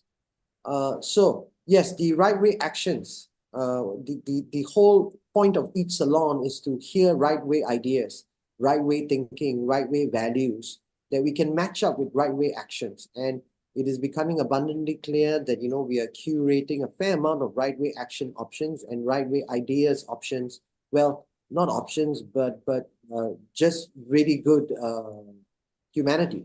So if we can combine good humanity with good projects and good research and have a good economic model for it that hinges on welfare, right? Because at the end of the day, everything needs to be sustainable, right? If we look at SDG 11, the goals here is sustainable cities and communities. How do we create elevated humans from sustainable cities and communities? How do we create sustainable commodities from sustainable cities and communities? How do we ensure sustainable cities and communities, right, are net positive, that they are basically creating more carbon sequestration for the planet, and they're helping preserve biodiversity, and they're helping restore soil biodiversity? Let's reverse our thinking or reset our thinking to the systems thinking of the planet. I believe we should understand by now that the planet has its own systems thinking too. We are all operating under the planet systems thinking. So we need to match our systems thinking with the planet systems thinking. With that, I've closed my dialogue on today's session. If anybody else wants to say anything, you're welcome to. And Mr. Bilal, I keep coming back to you. Thank you. Thank you. Thanks a lot, Mr. Thorab. Thanks a lot, Mrs. Spiro, Dr. Aisha, and everyone else who presented today. I think we are about in our closing session. So if anybody else wants to say some closing remarks, they're welcome to. We had a wonderful session today.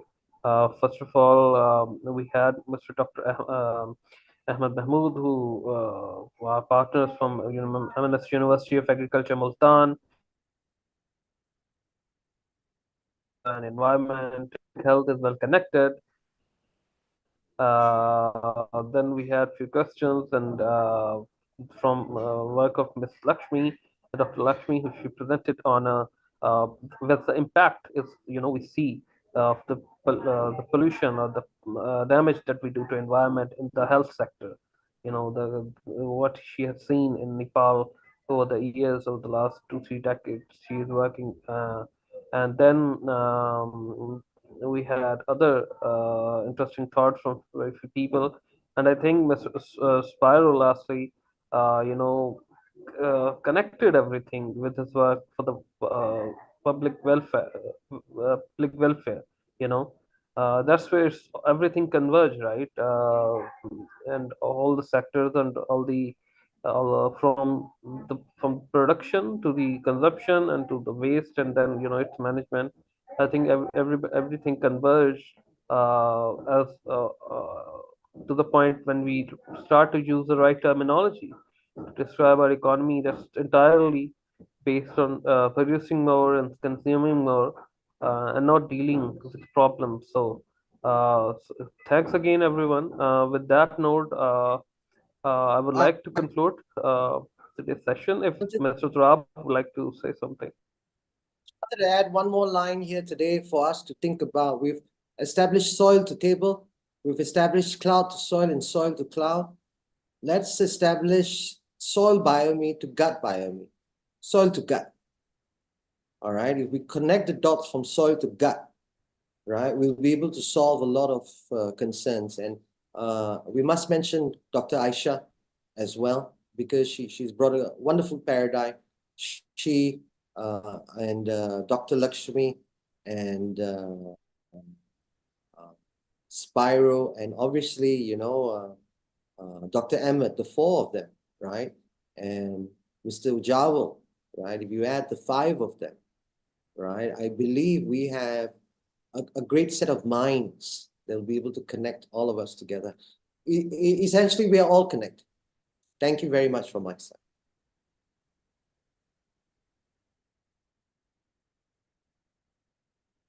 So, okay then, let's call it a day, and spectacular, everyone. What a morning. Good morning, and thank you, everyone. Professor Bamfo, thank you for sacrificing your morning and being here with us today. And on the 1st, the salon will be later in the afternoon. It will start from 11 till 3. So you will have time to enjoy a cup of coffee in the morning before you dive into great details with us, sir. And we look forward to that, right? So thank you, everyone. Again, we will connect with you, Mr. Khalid Hamid. See you later. And please, all of you, it is the Women's Salon, and that starts at 2. It's a great moment. It's a great moment of celebration, right? We are going to hear, you know, great women leaders who have great vision, and we're going to talk about how do we create the next generation of female entrepreneurs in sustainable cities and communities, and how do we train the next generation of females to be scientists, to pursue the green economy, right? To go into food production, right? To go into protein tech, to go into soil tech, to go into planet tech, right? Because we need to bridge the gender divide in Pakistan. We need to, it's not good, right? The statistics speak for themselves. It's all Google away. So, you know, for us, the next salon is also a very special salon. All the salons are special and unique, and each of them have brought great knowledge and valorization to our thinking. So please join us at 2 p.m. today, 2:30, I believe. Thank you. Thank you very much. Schedule's online, and the link will also be online, right? It's a live link. Just hop right in. Thank you. Have a good afternoon. Enjoy your lunch. Thank you very much. Thank and you. your breakfast. Bye. And your breakfast as well. Thank you. Thank you.